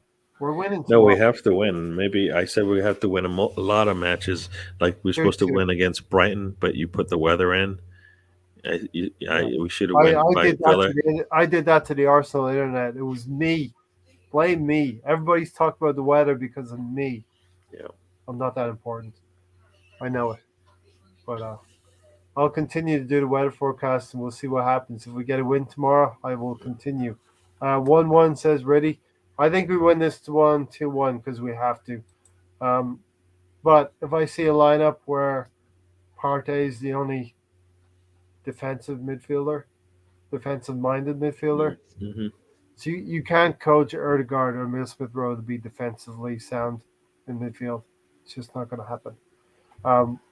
So the lineup is critical for me, especially in midfield. And those are, I think, Partey's partner is who I'll be looking for. All right. Win for me, draw for you. Chelsea versus Norwich, first versus 20th. Yeah, no. 5-0. It doesn't even matter if it's 1-0. It's not Norwich isn't winning his one. So All right. Crystal Palace 14th at home to Newcastle 19th, and we'll give people a chance to go for. Well, do you even want to put the Chelsea win in, guys? it's funny because I kind of want to. Crystal Palace. I kind of want to see which are the other matches because Who's going to be the manager of Newcastle now? You know, Steve Bruce mutually. I thought they took one of the assistants already, right? Like you were talking about in the future after this. I I'm still trying to figure out why Newcastle. Why Did Newcastle? Why did they why did choose to somebody? take Why did over in Newcastle? Because Mike Ashley had been trying to sell the club. And why did they buy the team? Why Newcastle is my question. Like, It's got a great stadium, great support. where? All right, do you have where's another club? Do you have another club that would be just as attractive? Arsenal? They could just buy Arsenal. They bought Arsenal for $4 billion. It could be sold. Yeah, and maybe it can still make money, right? Stanley was not at any price. Chelsea had no striker. Yeah. No problem. No striker. No problem versus Norwich. I think. Benteke's out, right? I'm sorry, not Benteke. Lukaku's out, right? Lukaku, I guess. They must have some other strikers. What's the guy's name? Werner, right? So Werner might have a field day. You know, he needs quick one. Quick one, Gary. You were talking about a morphine of Lacazette and Aubameyang. Wasn't that Tammy Abraham? The best parts of each player. I don't think he would be the best parts, but I think he would be the closest one to those two combined. Mm-hmm. I don't know about the leadership part that you're going to get from Lacazette, right? He finally shows up. He just disappeared for the whole show. At the end. I've been meaning to. I was going to switch my location, and I couldn't. He just disappeared on us. Yeah, he just cut out. I shouldn't have even brought him back in. He just dissed the rest. Yeah, fire the guy. I see Riddy's comments here. I mean, I think the whole Newcastle thing is just a money play. So there are bigger fishes in play behind the takeover. I think it has nothing to do with football or anything like that. And Werner is out as well. Yeah. I kind of still look at Chelsea as it doesn't really matter. I mean, they're still pretty deep, right? Somebody loves you out there, Tony. If Arsenal can beat them 1-0, I think I got one lover. I think Chelsea could get a game, get some points, get a point, get 3 points. All right, Palace, Newcastle. What's happening? Palace. I think Palace win that game. Boyd by the win, by the draw. It feels like a win for that. And they're at Salisbury Park this week, aren't they? Selhurst Park. Yeah, Selhurst Park. Gary, come on. We gotta push you on an answer. I know, but you want me to tell you? You want me to tell you my what you call it? I want you to give me an answer. Upset pick. I know he was. I know that's what I was gonna. I can't think of the word. I think we've all picked the same upset pick today. I looked at it. It was all like something we're all gonna pick. The panel was looking lightweighted without you, Tony. So Tony's the anchor. Oh, I think I know which one you're talking about. Okay. Without Tony, we're drifting at sea, right, Gary? Yeah. I believe that. I'm a one-legged captain. Crystal Palace will win it. So. Wow, it only took you 5 minutes. Yeah, I'm sorry. Spit it out, Gary. Crystal Palace wins, Tony. What about you? Come on, Tony. You got to lift us. We carried the show here for you. I told you they're at Selhurst Park, right? Yes. Yep. Palace. Home. Palace win. All right. Leeds United versus Wolves, Gary. This is the one. Yeah, this is the one. Sorry, I had to. I'm going to say this is my upset. Leeds. This is the one I was looking at as well. I mean, like I said, the other ones are either not worth it. Yeah, not much points. So yeah, this is what I'm going with as well. Okay, Gary's down for Leeds United versus Wolves, and I learned my lesson last week not to jump off of your picks or what you would go with. So I actually said I'm going with it first anyway. So, Tony, Leeds versus Wolves. Well, I pick Leeds a lot. This is going to be another one of them late weeks. I pick them for an upset pick. Hopefully Ray gives me credit this time. I picked it first, so I get the credit.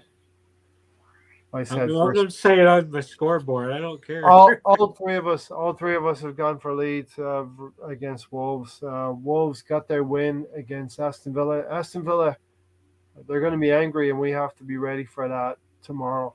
Arsenal have to meet. I remember the return game against Aston Villa. They came out and just pushed us back in the first few minutes, and we lost 3-1 in the end. Tony, Everton versus Watford. Everton. You weren't tempted to go with Watford?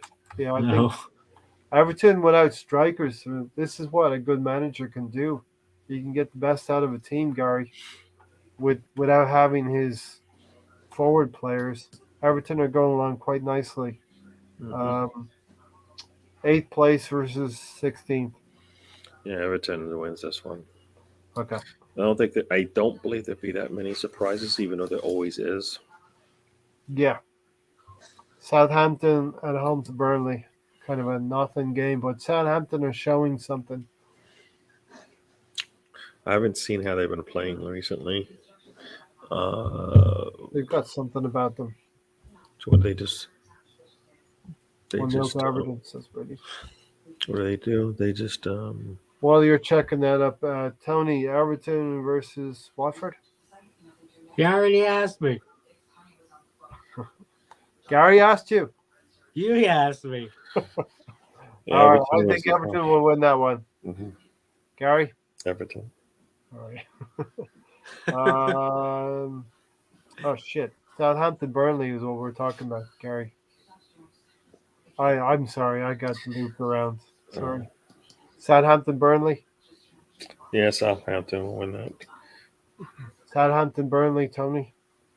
This week's Who Gives a Fuck game of a week. I give a fuck because, maybe Sam Dyche will call us on Sunday and be very, very disappointed by that result, I think Southampton will beat Burnley. Tony, Brighton in 4th place. Let me go with Burnley first, Ray. Huh? I didn't pick one yet.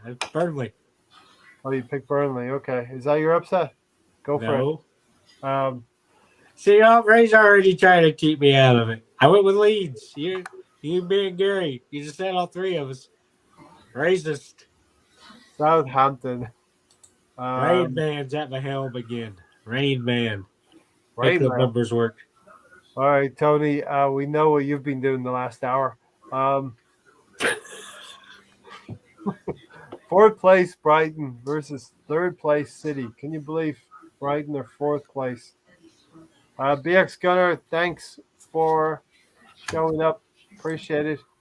Got to get up before 8 a.m. Are you in the States or are you in the UK? UK time because it's like 4 a.m. now there.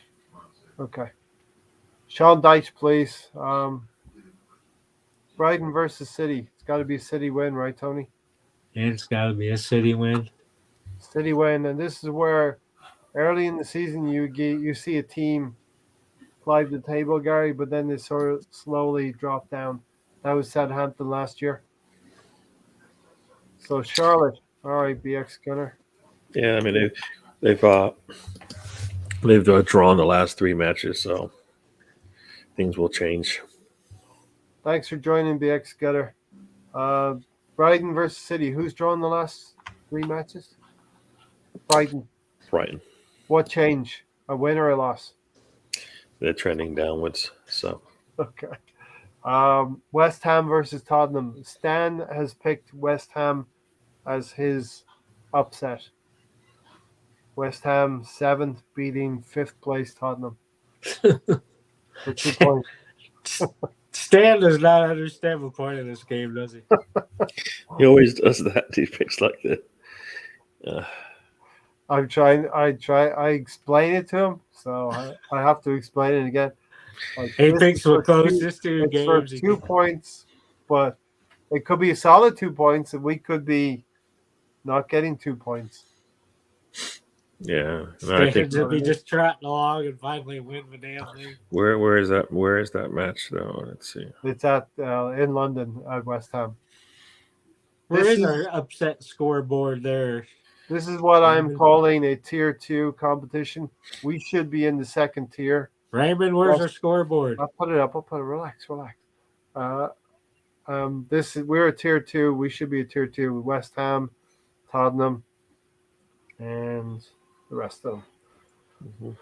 Okay, Tony wants it there because he's leading, and he's likely to remain leading because we've all picked the same team.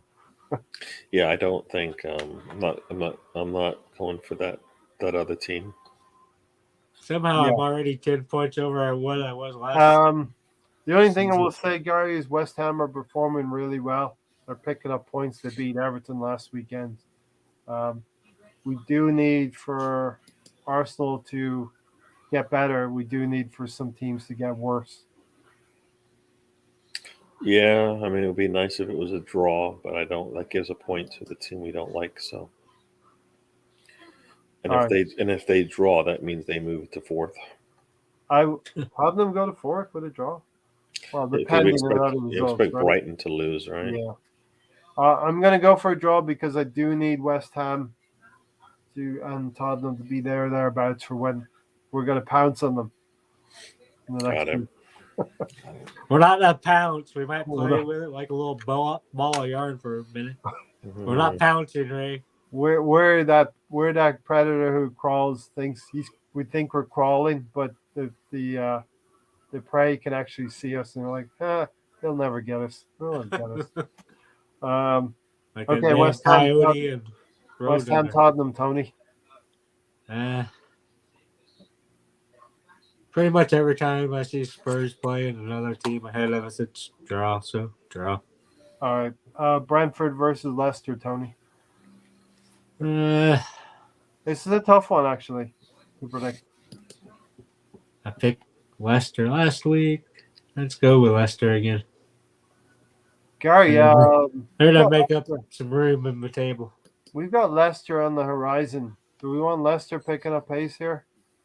Well, we'll give them some false hope, right? I always like to see a team lose to us. So whatever that, I don't care what they usually do. If they want to win all the other ones, they can, but they need to lose to us.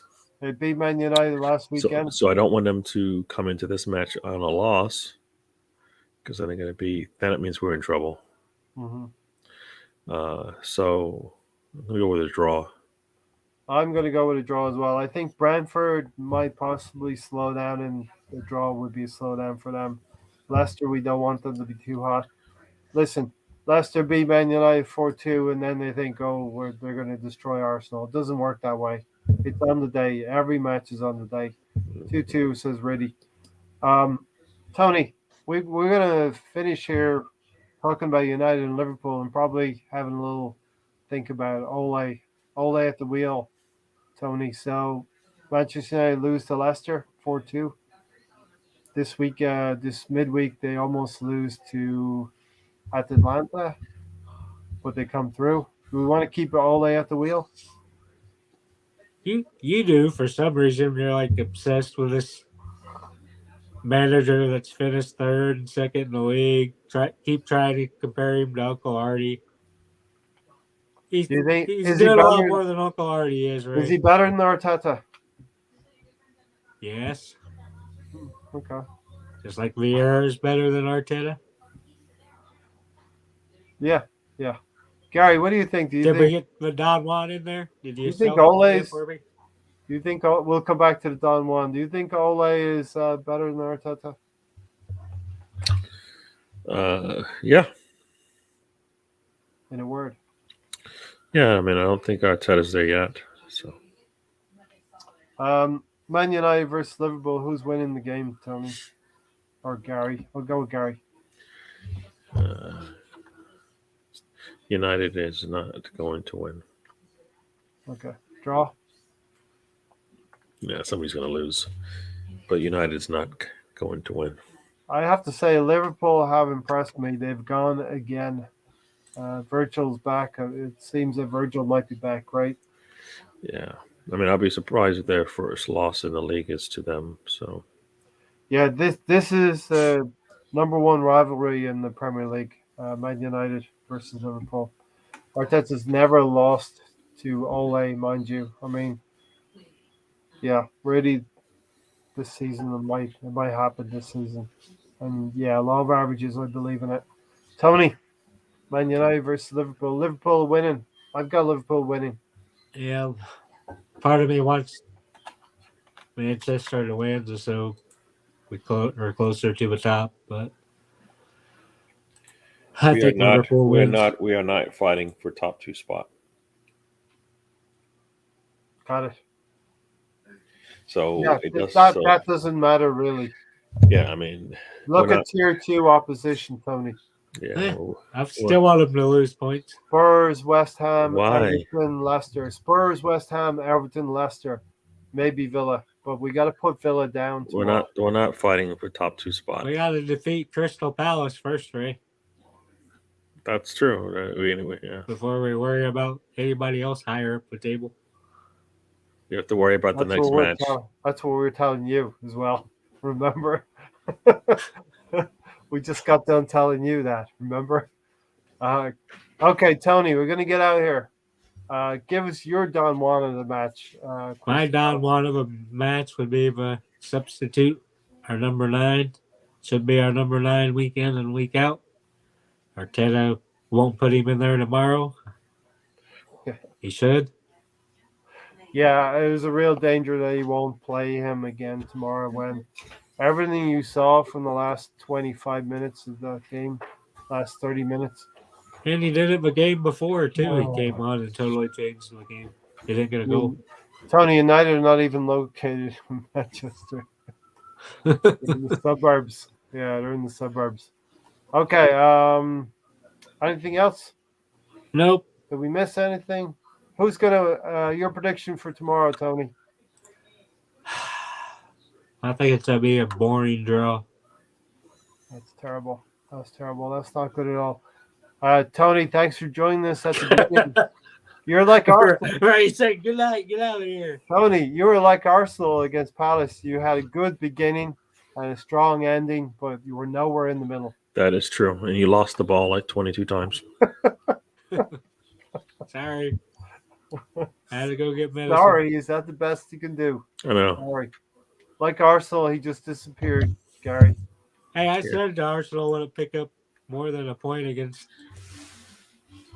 Gary, thanks for hanging. Yeah, I mean, I guess we'll talk about it on Sunday, but AFCON might be a problem. Mm-hmm. Not the 2 or 3 matches we thought it would be. Yes. I understand it's more. It's December 26th, I think, the day after Christmas. Yeah, so players are 8 going to leave. matches. Yeah, so what is it? Wolves, City, Tottenham. the FA Cup. I guess the FA Cup 3rd round if we're in it. Yeah. Spurs, Burnley, the 4th round of the Cup if we're in it, and Wolves. So we'll probably talk about that a little bit more. Thanks to all the dedicated viewers, those who have been with us live tonight, and those who are watching on playback. We always appreciate the views, the comments. Drop a comment as well. Tell us all the things that Gary was wrong about, and tell us all the things that Tony missed in the middle. Just like all the things that Ray thought he was right about, but he's been wrong about the whole fucking time. Yeah. That's a couple of shows. Yes, it's a few away, right? A couple of shows of what Ray said and probably shouldn't have. All right, we're going to bring more energy on Sunday. Ray, should you got off our Arteta train earlier? I should have. Thanks for joining. Thanks for watching. We're out of here. Bye, everyone. And let's hope Arsenal have just a little bit more energy than we had. What's the weather again tomorrow? Huh? No, Tony. Are we clear for landing? Or we have to check the weather for tomorrow again? Oh, 13. You want to see the banner? Okay. No, he doesn't want to see it, Ray. Gary doesn't want to see it. Just end it. End it now. Ray's excuse comes Sunday. Nobody wants to see it. Come on, Ray. There you go. Nobody wants to see it. 13 degrees. Cloudy with a chance of 3 points. Ray's real optimistic about this one, fellas. Hey, a chance means 50-50, right? Or even less. What was your prediction, Ray, on our game? I think we win. I think we win the game tomorrow. I'm going to end it now because I see Gary's in pain. Adios, amigos. Land the second, Ray. Ciao.